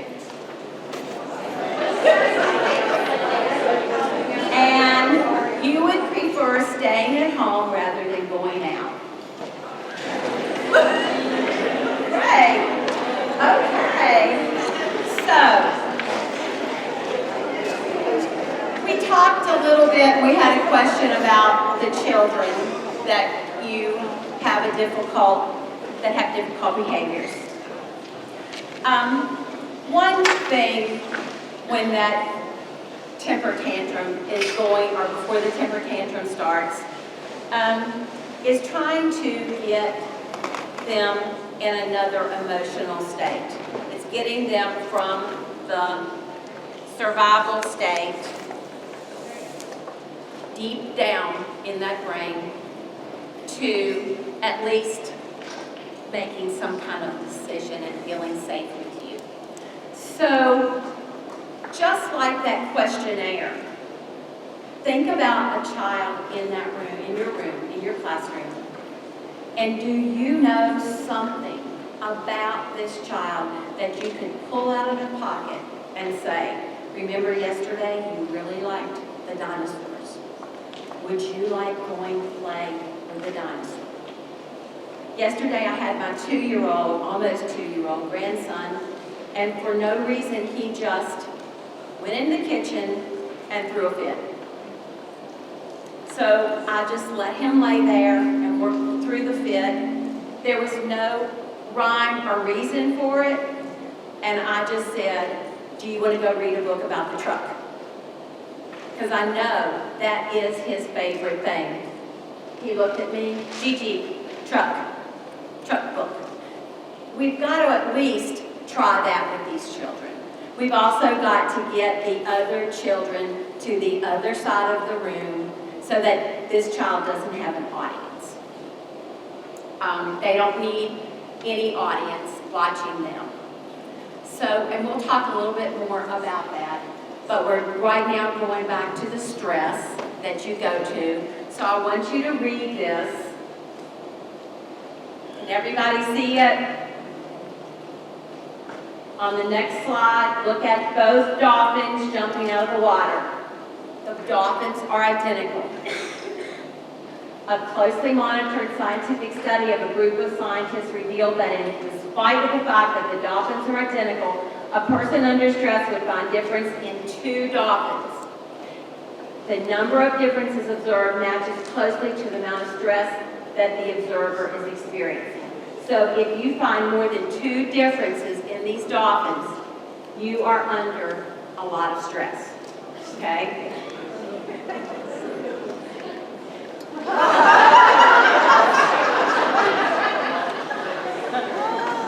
So, what I just heard, I loved. How many of your classrooms are full of laughter? When if I would walk into your classroom today, would it be full of laughter? Who can raise their hands? Do you know that children laugh 300 times a day? Guess how many times we laugh? 15. We've lost the laughter. And if you're not having fun, guess what? They're not either. So you need to think about what your schedule involves, the length of time you're in transitions going from one place to another, the length of time that you're in that group circle. I would much rather you forget about the weather. They know when they went outside this morning that they got wet and it was raining. If they can keep constantly answering you with one-word answers and they know the answer, then we don't need to go over that anymore. They don't care about the weather. What they want to care about is taking care of each other, and that starts with you. Kindness, empathy. I'd rather you have a word a week. Thoughtfulness in your circle. Consideration. These big words that they need to know what they mean in order to go to kindergarten. Because I don't care if they can count to 200. They don't care if they can draw a triangle and write their whole name. If they can't get along, guess what's going to happen? Where are they going to be? Every day of kindergarten, because my daughter is an assistant principal at one of the local schools here, and she used to be a kindergarten and a first grade teacher, and what she told me is what she would rather see any child come to kindergarten with is empathy, kindness, and how to treat others. That's what your lesson plan should be about. Sometimes it's not all about, let's trace, let's draw. It's about, let's get along. And that starts with morning rituals. The tone of your day when they walk into that classroom sets the tone for them. They can tell. And that starts with the 2 choices also. Firm, consistent. Hi, Sarah. Did you bring your 5 fingers to school today? You did. 1, 2, 3, 4, 5. Sarah, it looks like everybody's either in the blocks, dramatic plays open, fine motor. Which one would you want to go to? Those are the ones that are open. Okay. Firm, consistent, but kind. And we don't want to say, oh, Sarah, you look so beautiful today. I love your glittery sweater. Because Mary doesn't have a glittery sweater on, does she? So Mary's gonna. But I do have your arm, your fingers, your nose. Silly, silly things. That's how you start your day. And with morning rituals. One of your greatest strengths is simply being kind. They didn't choose you. They're there because their moms and dads work. They need a place to go. and they deserve at least a hug, the warmth. Do you know that touch is the one sense we can't live without? The sense of touch. So have a morning greeting every day, a greeting, and I want you to look up Becky Bailey. If you don't know anything about this, I want you to look up morning rituals, and I'd like you to start. Do you want a high five? Do you want a heartfelt hug? Do you want to wave? And you've got to be careful with these children too, because sometimes what happens, we don't know what we don't know. And if we put that hand up in the air, and if something's going on in the air, at home, then what's that hand up in the air signal? I may be getting slapped. So that's why you're going to ask them, how do you want to start your day? With some type of touch. We're going to go over a song too that I'd like for you to incorporate. And it's about friendship, and it's about caring, and it's about what a wonderful child you are. And if they walk into that every single day and hear that every single day, you're making a deposit into their brain, just like a CD. Every single thing you say, they believe. And if you tell them, you're a wonderful child. Twinkle, twinkle, little star. What a wonderful child you are, with great big eyes and big round cheeks. You're a wonderful child from head to feet. Who wouldn't want to hear that every single day instead of today's Monday?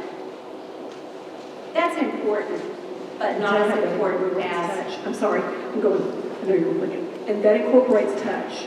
Yes. That's the value of this. It's not like rituals, what she's describing. And I will say, I'm not going to, but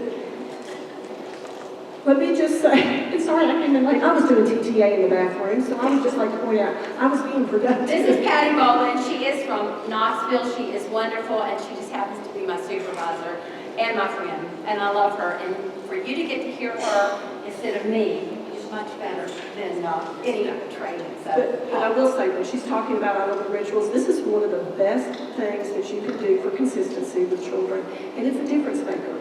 And I didn't, until I started having, because when she talked about grandparents, I'll tell you all about my grandchildren. And I can tell you that the one I used consistently all the time is the Twinkle, Twinkle, Little Star. And when I started it with my grandson, who's now 4, from day one, I actually started when he was about 3 days old, and he was laying on his changing table. I always do it in the palms of the hands, because you kind of tickle into the palms of their hands, and you're touching. You're always touching the eyes, cheeks, and you do all the way from the head down to the feet. So when my granddaughter came along, who's now 2, I was twinkling with her over kind of away from him because he was very busy. And I was down on the floor and I was doing Twinkle, Twinkle, Little Star with her. He never said a word. He left, and he is a busy, busy boy. Came over to where I was, simply moved one of the hands that I was twinkling with her, and he started twinkling as well. That's all it took, but he knows that ritual. And so it's very powerful, and it's just something that is really kind of life-changing. So doing anything, you can go on Pinterest. When she's talking about Becky Bailey, is so incredibly kind to offer free everything on her website. You can go into it, and it'll say, I'm kind of coming and going, I think. But you can go to her website and sign up for free. You'll get a pop-up that'll say, for $59, you don't have to do any of that. You can just simply sign up, have an account, go in, there's free resources that you can download all of this. You can actually go on Pinterest as well because her stuff is everywhere. But in Pinterest, you can also find them assorted because people have made up their own all over rituals as well. But again, it's just something that gives you're very strategic in how you put it into your classroom because children look forward to it. There's a lot of things that she does like that, the consistent message that they know what to expect. Another one is Round and Round the Garden. Again, Patty said that these are online. If you just Google morning rituals, they will all come up and you can make a book yourself for the classroom. But Round and Round the Garden really does soothe and calm an angry child. And it's just simply putting your hand on his back and you say, round and round the garden goes the teddy bear. 1 step, 2 step, tickle under there. My grandson loves that one. So touch is very important in your classroom. Just with a hug, with a nod, just to know that that child feels safe with you. Your job is to keep them safe. Their job is to help keep it that way. So, another thing is first impressions. You've got to know your parents well. You don't get another chance to make a first impression. So, Mary, you're our parent specialist. Would you like to tell them a little bit about greeting parents and talking to parents? I think one of the things that we really need to keep in mind is the fact that the parents are the child's first teacher. And the parents or family members are your greatest resource. So don't forget to plug into that resource. You know, they are they're struggling with the same issues with that child that you're seeing. So always remember to call them and talk to them. But before you can do any of that, you've got to have a good relationship with them. From day one, establish that good relationship. Letting them know that you're there for that child, but you're also there for them, that you're going to be there for them for the entire school year. You know, you've got to make that positive connection. Because when you do need to make that call that there's been a behavior issue or whatever, you don't want that call to be the first contact that you've had with that family.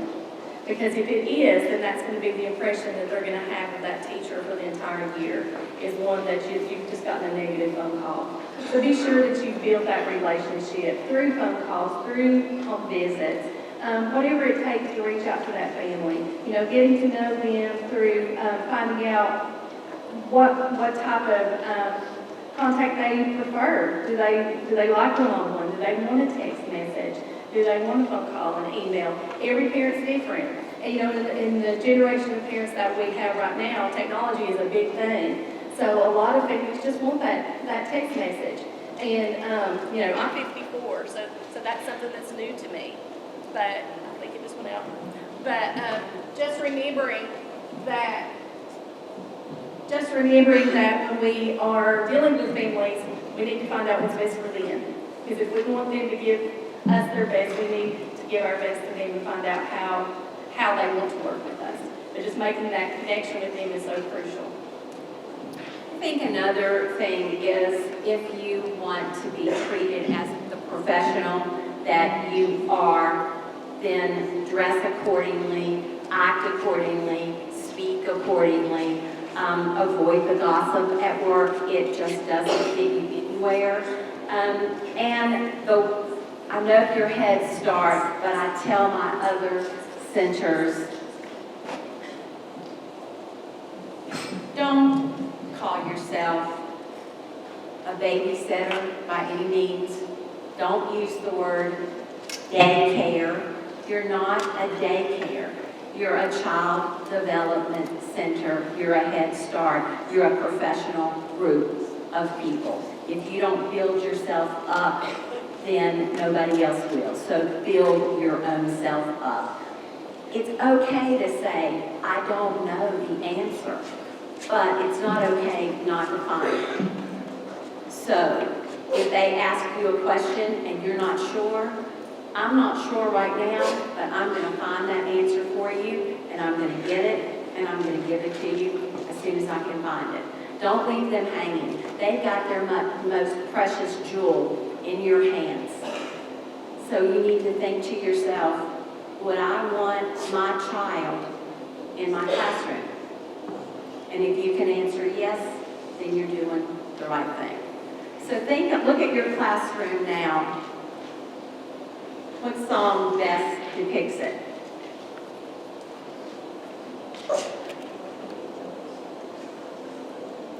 What about You Better Watch Out, You Better Not Cry? Who thinks that one? Nobody? Okay. Footloose and Fancy Free? Is that you? Okay. Climb Every Mountain?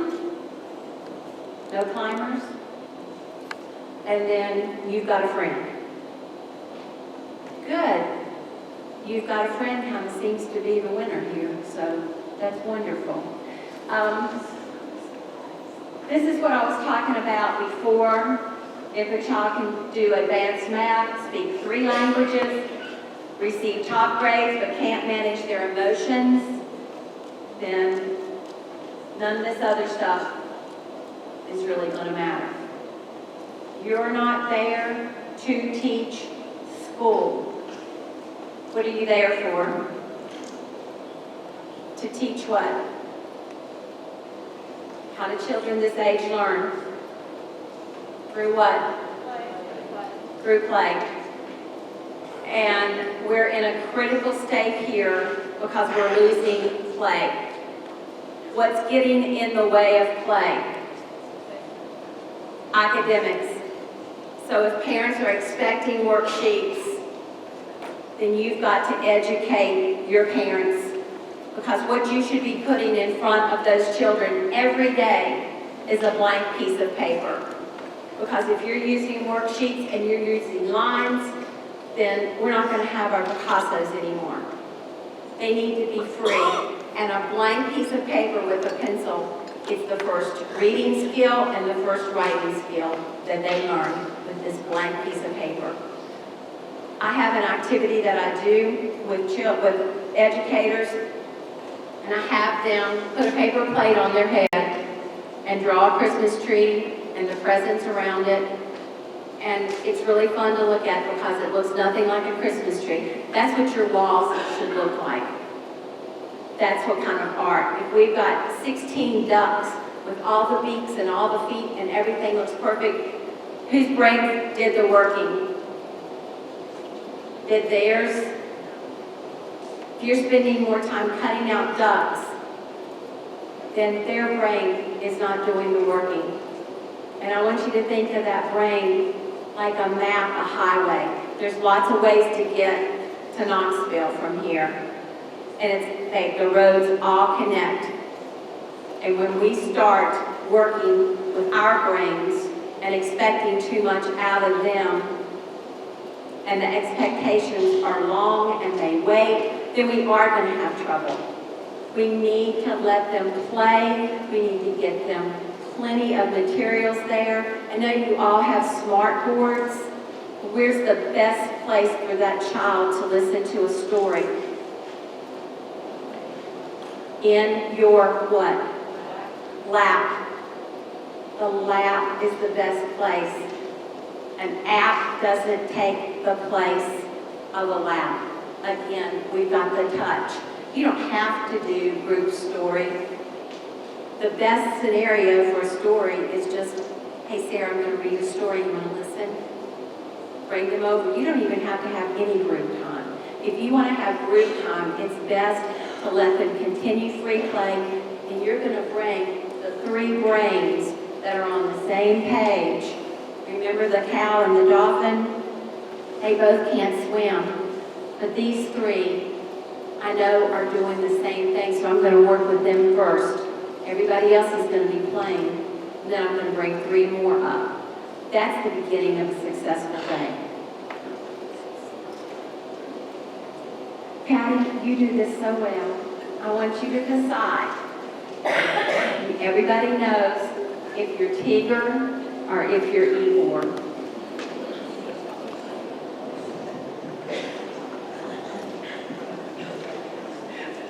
Yeah. I don't know where the feedback's coming in. But I will say that how many of you know a Tigger, or you're going to admit you might be a Tigger? If you know who Tigger is, how many of you may know an Igor? And what can happen sometimes is, and I want to kind of get the gist that there's a good way of kind of being somewhere in the middle. Because sometimes you can have a Tigger that can just be off the charts and it's really hard to take it. I'm talking about peers that you're working with, not necessarily children. But somebody that can come in and you're just, and I used to get accused of that because I taught for a long time, and then when I was a director, I loved to go and play with children. And then I would leave, and so I would get accused of the fact that I got them all keyed up, and they couldn't calm back down once I left. Well, that was fine. But anyways, but then I also had some Eeyores in my life that could come in, and everything was going along pretty well. And Eeyore would come in and say, oh, you're not going to believe what my night was like. It was awful. I feel terrible. I just don't think I could be here today. And in your classroom, you're actually doing pretty well. And then as Eeyore continues down the path of telling you everything, then suddenly you start thinking, I'm not feeling too good either. I'm kind of thinking that I'm feeling right there with you. And before long, it just kind of ekes through things, and it becomes kind of a big bummer. And so it was interesting because the Eeyores that have been in my life, when I've helped them find other things to do, I don't think any of us realized how much Eeyore had pulled the path down, pulled as far as the level of the feeling and the stress level down. So it's just one of those things to know where you are, kind of give yourself a gauge. And if you feel like you have a tendency to be more of an Eeyore, what can you do differently? As adults that we're all grown up now, we have the ability to make choices. And somebody says, well, that's just the way I'm wired. I'm married to an Eeyore, and I have been working on him for 41 years. And I can just tell you, things have gotten better, a whole lot better, because every time I look at him, he'll go, I know, I have a choice. And I said, yes, you do. You have a choice about whether you're going to be angry about something or not angry.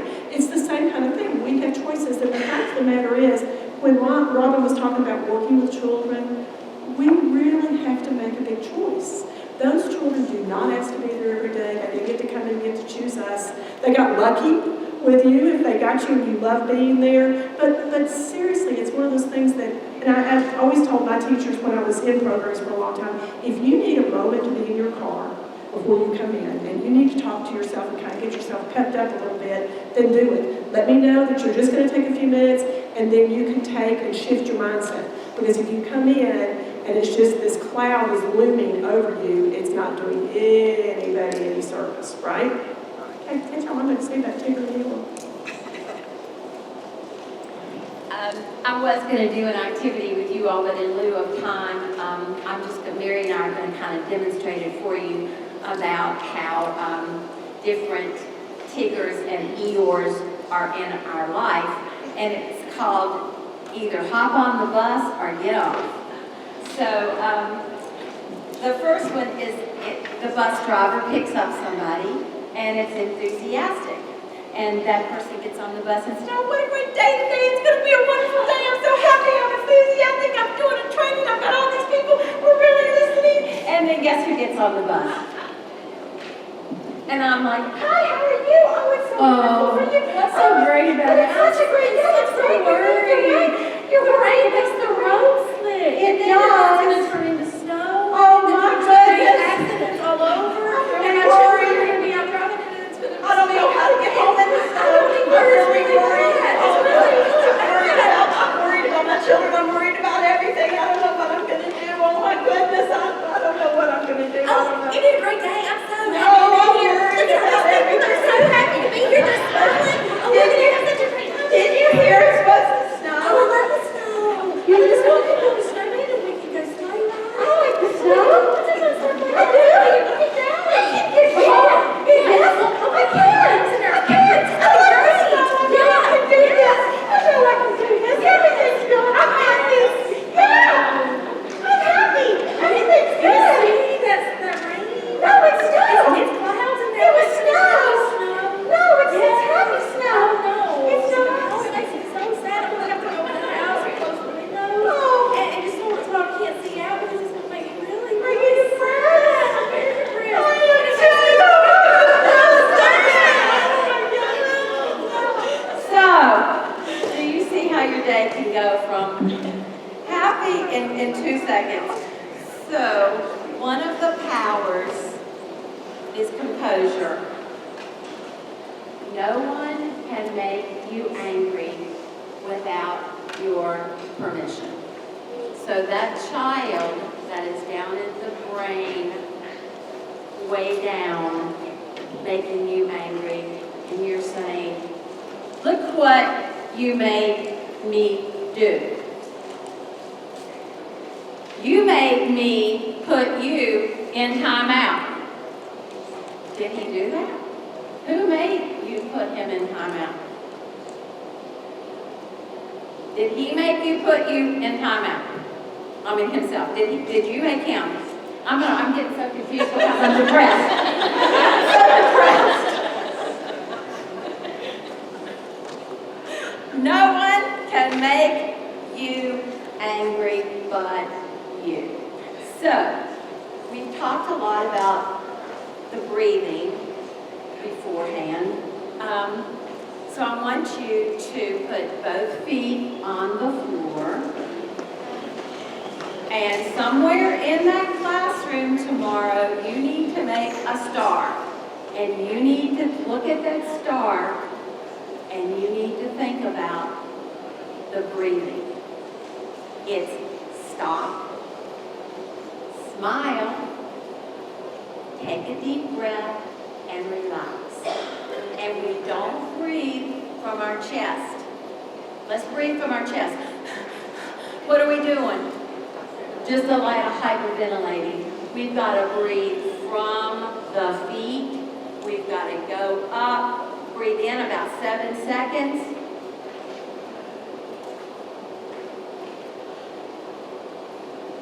And breathe out.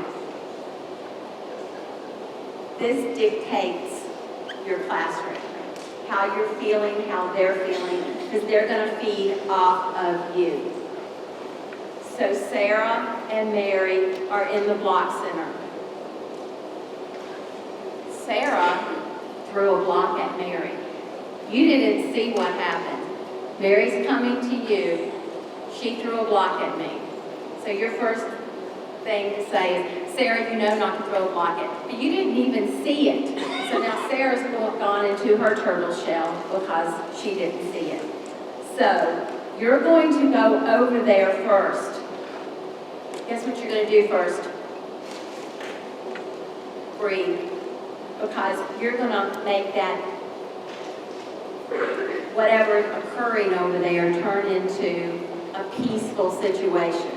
You're going to let those breaths, and then you're going to teach the children to breathe, because your circle is going to be about breathing. Just 2 minutes every day about breathing. Teaching those children to breathe from the feet. 7 seconds, in, out. Then you're going to take both of their hands, because what's the most important thing we can't live without? Touch. And just that touch will calm them down. And you're going to say, I see something has happened over here.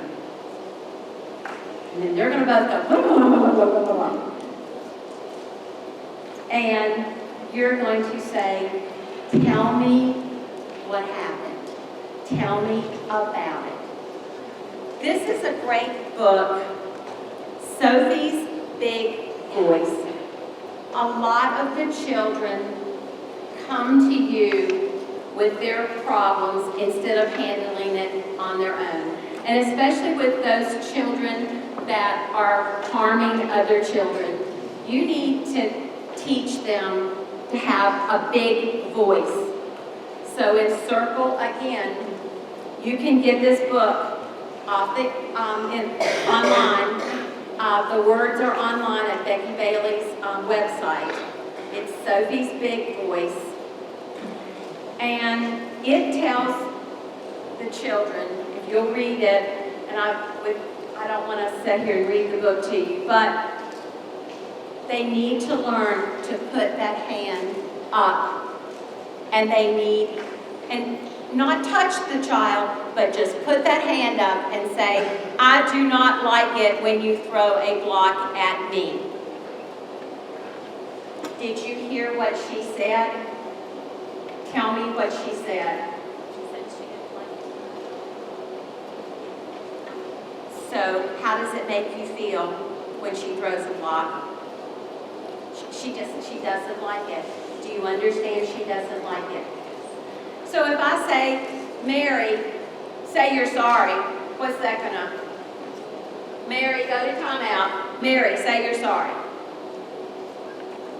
Then by the time they get to 3rd or 4th grade, they're gonna learn, I'm gonna hit her. But if I say, I'm sorry, then all I have to do is apologize and everything's gonna be all right. We've got to hold these children responsible for their actions. And they've got to start having this big voice for themselves. Oh, thank you. Use your words. Use your words, Sarah. What words? What words do you want her to use? We don't want to say use your words either. We want to tell how did that make you feel. Listen to her. Tell me how that made her feel. So what should we do in the block center? What are the blocks for?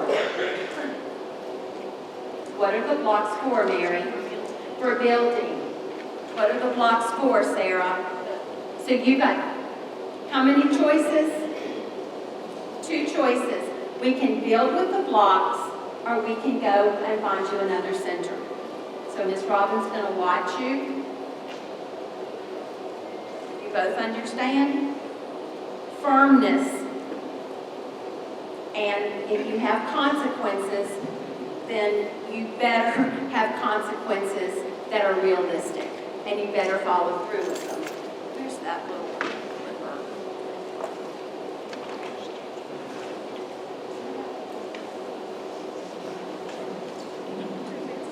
I've lost it. Is it right here?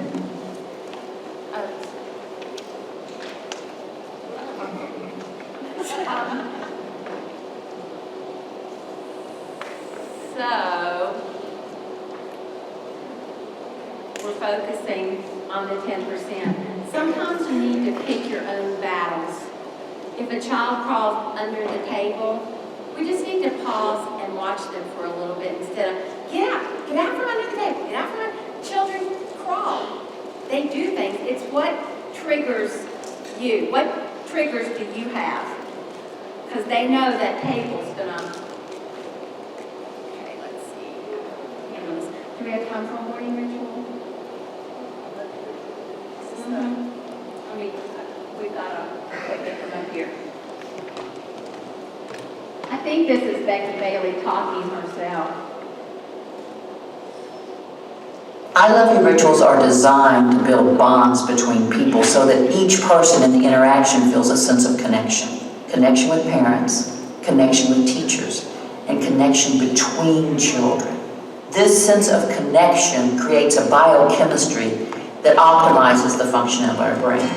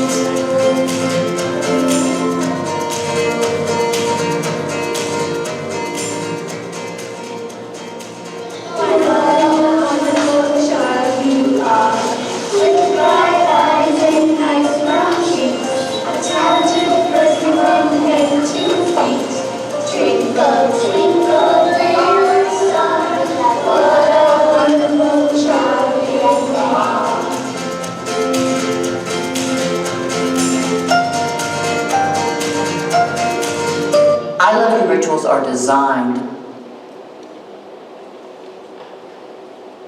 So these are wish you well boards, and when children are gone, the other children will know it. You've got all the children's pictures on the board, and if something happens, Patty's sick today, we're going to say, Patty's out sick today, we really wish her well, and we're going to put her picture right up here in this heart.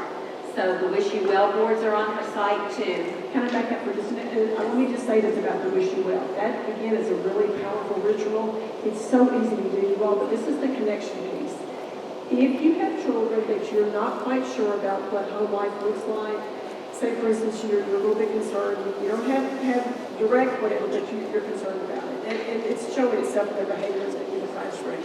When they're at home, and they don't have any attention at home, nothing's happening there, but they know the rituals occurring every single day.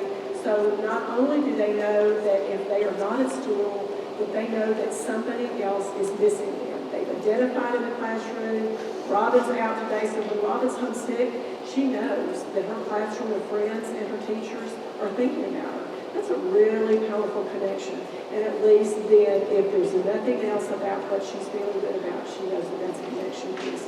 There's another piece to it that you can also do too, that takes wishing well a little bit further, and that's when they come back, and that you welcome them back, and it's all in simple words, and it's just called you were gone, you were missed, where would you like your welcome back kiss?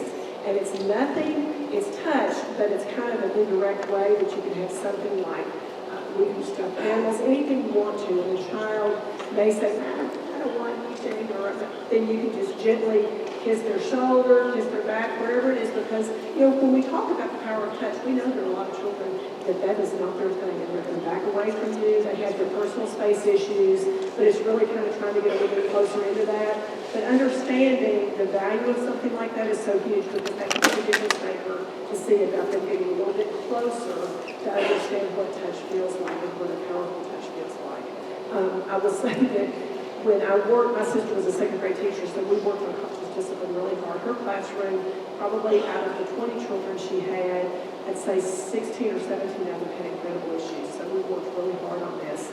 And when she tried it, this little one said, I don't want it, I don't want it. She said, that's fine. And she said, I'll just gently touch you. So she did that with, she had a flower that was kind of soft. But anyway, she kissed him on the shoulder with it gently, and he went back and sat down, and he was doing the kind of like pouting, and walked back and sat down, and then when nobody else could see him, he started smiling at her. So he had to be tough, and then when he sat down, she could only see him, and then she knew she'd made that connection. So it really is a very powerful piece.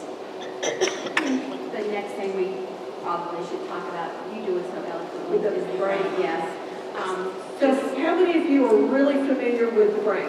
The brain piece, and you understand brain stem, and you understand emotional states, and you understand executive functioning.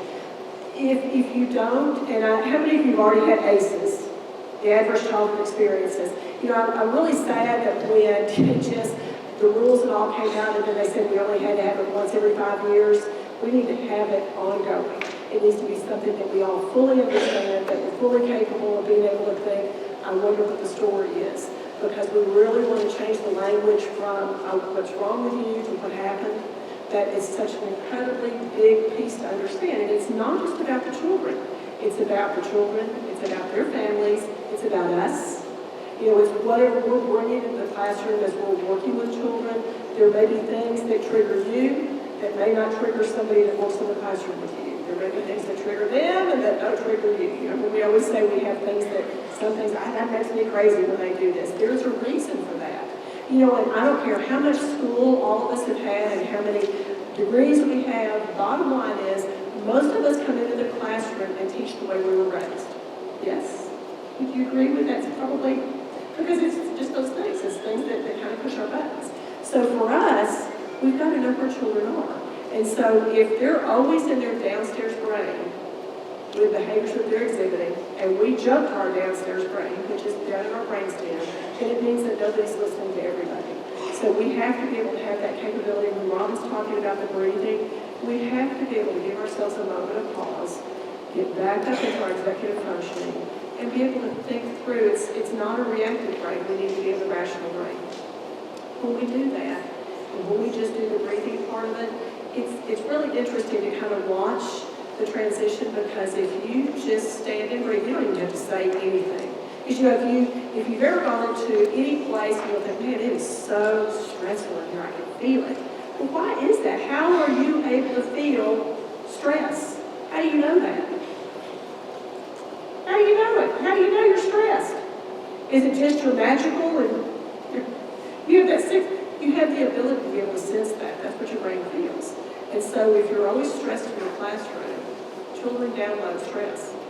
Many of us download stress. So if we're able to kind of stay in our good brain and then start doing the breathing, get children in to be able to see if they can move up, even if they can move up to just the emotional state, get them a little bit out of their brainstem, and eventually get them to hear. Sometimes, And what we have is children that don't typically stay in executive function for a great deal of time. They have a lot of things coming their way, so they jump quite a bit between executive and then emotional.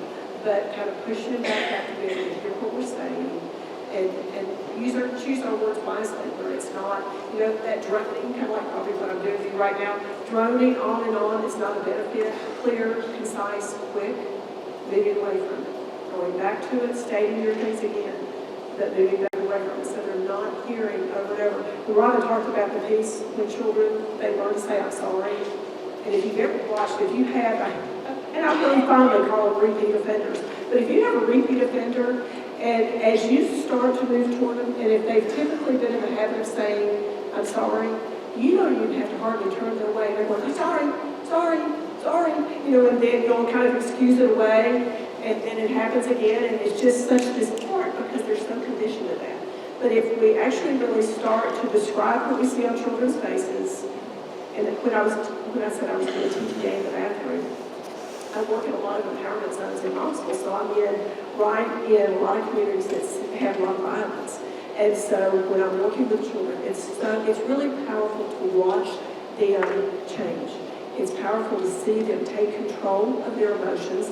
They start to describe what they saw somebody do, and instead of them, because it's interesting that even when she's using larger words, when I'll say, I see your face do this, and it showed me that when, and I will physically take and say, I saw Mary take her hand on Sarah, and she hit you like this, and your face did like this.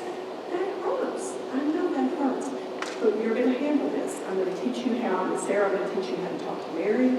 Mary, I'm going to teach you how to ask. To see, because, if you have children, if you'll tell them, well, go ahead and go play, and they'll come tell you when they're through playing with it, they are stalkers. They'll stand around like little, and they kind of wait for somebody to get finished playing. They'll do it, and even though you're assuring them to move on, they will not move on. But if you give them the power of being able to say, Sarah, tell Mary that when you're through playing, you're going to come and find her, and you'll let her know. It's very freeing for them. They start to trust, but it takes a little bit of time. You got to educate that. But when you watch it, it is miraculous to watch, and they're so proud that they actually really did have the power of their voice to be able to affect change. And so that's something that very early on we want to do. And when Robin talks about the difference between academics and socially, emotionally ready, we cannot do social, emotional wellness enough. Those children, it doesn't matter how much they know. And I know that that's a push button on a lot of families, but it's all about having children ready to be able to kind of handle the world. And as much as when we have concerns, and I know that it's not just one child, two children, 5 or 6 children probably in each of your classrooms that you have legitimate concerns about. And it's the nature of where we are in childcare right now. We see it everywhere. It's not exclusive to Head Start. It is all over the place. And that's what we spend the majority of our time doing. But the more that we kind of empower teachers and children to be able to do this, because we're really educating our workforce. When you think about, if you look at your 3- and 4-year-old and 5-year-old children, in 15 years, they're going to be in the workforce. What's it going to look like? Sometimes they can look pretty scary for us when we think about we're going to turn them loose into the world. So what can we do now to affect change? Because we know, why is it now that we know that kids can learn foreign language so much better at an early age? They are like sponges right now. As they start getting a little bit older, it's much more difficult to affect change. And what we see in early childhood now, we're going to see in middle school, and it's not looking good for what middle school is going to look like because there's not as many adults readily available to affect change. So that's why we see this increase in bullying, all of the things that we've seen that's happened. It's kind of where we are with it. And I know I'm not telling you anything you don't know, but that's why early education is so incredibly important from the social emotional standpoint. We're going to wrap it up because we want to leave a little bit of room for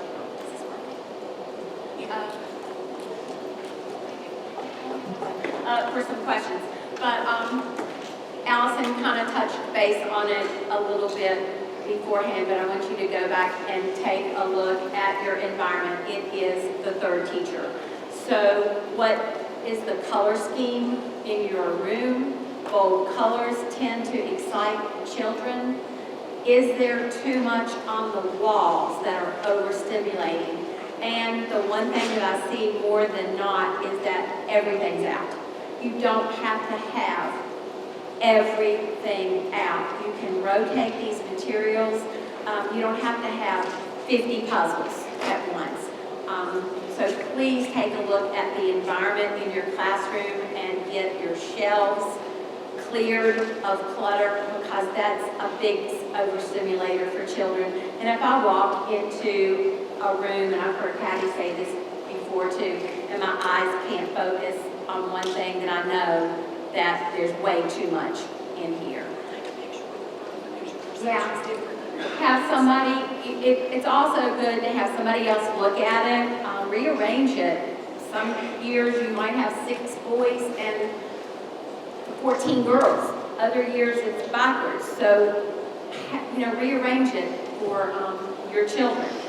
And Patty said, take a picture of it. Yeah, take a picture of it and look at it. And remember too, thinking about your words.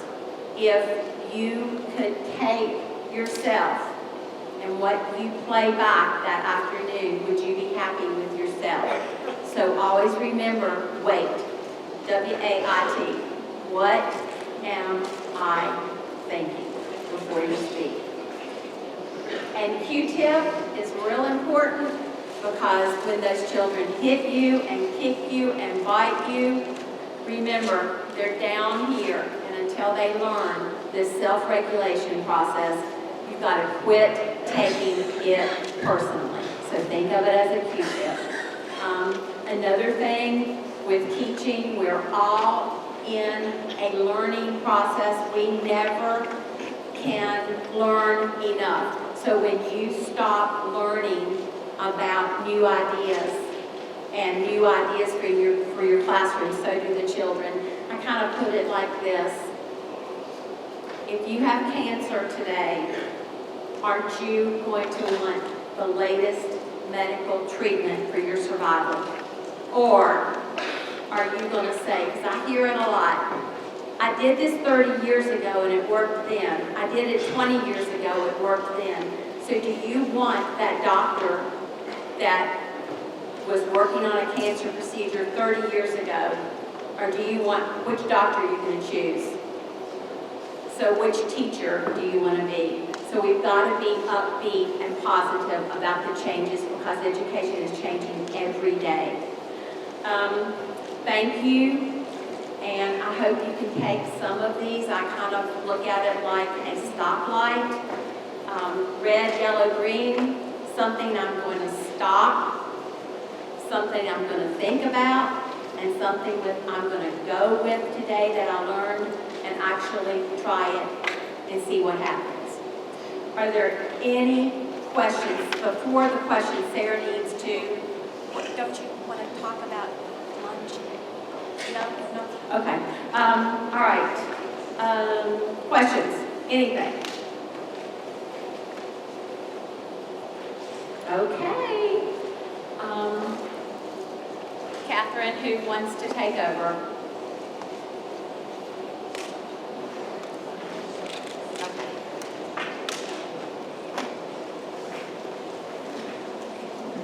While Catherine comes up to get this microphone from me, you can keep coming. I'm just going to talk for like a quick second. I didn't want to lose Robin's momentum with you guys, but I did want to let you know everything that Robin says and CCRNR does, TechTo will support, and we're here to support you as well. And I brought a couple of things for just for educators today to look at if you guys are interested during lunch, or if you want to reach out to our office. I know Head Start, you guys have a wealth of resources as well as personnel to support you, but TechTo has great support as well. So we have tons, we have a whole library of resources in our office to reach out if you're just needing some extra support. I brought a couple of books today, and if you're interested in checking them out, you can definitely do that. Some books about routines and transitions, just some easy tips. This is always a great book if you don't have it, or if you're just looking for extras. Easy songs for smooth transitions. And when we go out and do observations, and I know CCRNR does as well, one of the best things we can hear when we're in the classroom is teachers singing with your children, and that's something we don't always hear. We hear a lot of stop, don't do that, stop. But what we should be hearing is singing, just singing throughout the day with every single transition that you do, just singing about it. Just singing about the silliest things, doesn't matter what your voice sounds like, just sing. Kids actually think it's better if your voice doesn't sound great. I don't have the best singing voice, and my kids think it's hilarious when I start singing sometimes, and they'll laugh and laugh and laugh, and that's what you want to hear, that laughter, that singing. So, I'm going to turn this over to you, but check these out if you guys are interested. Well, we'd like to say thank you again for coming out and sharing. I hope that you all have gathered some knowledge that you can take back to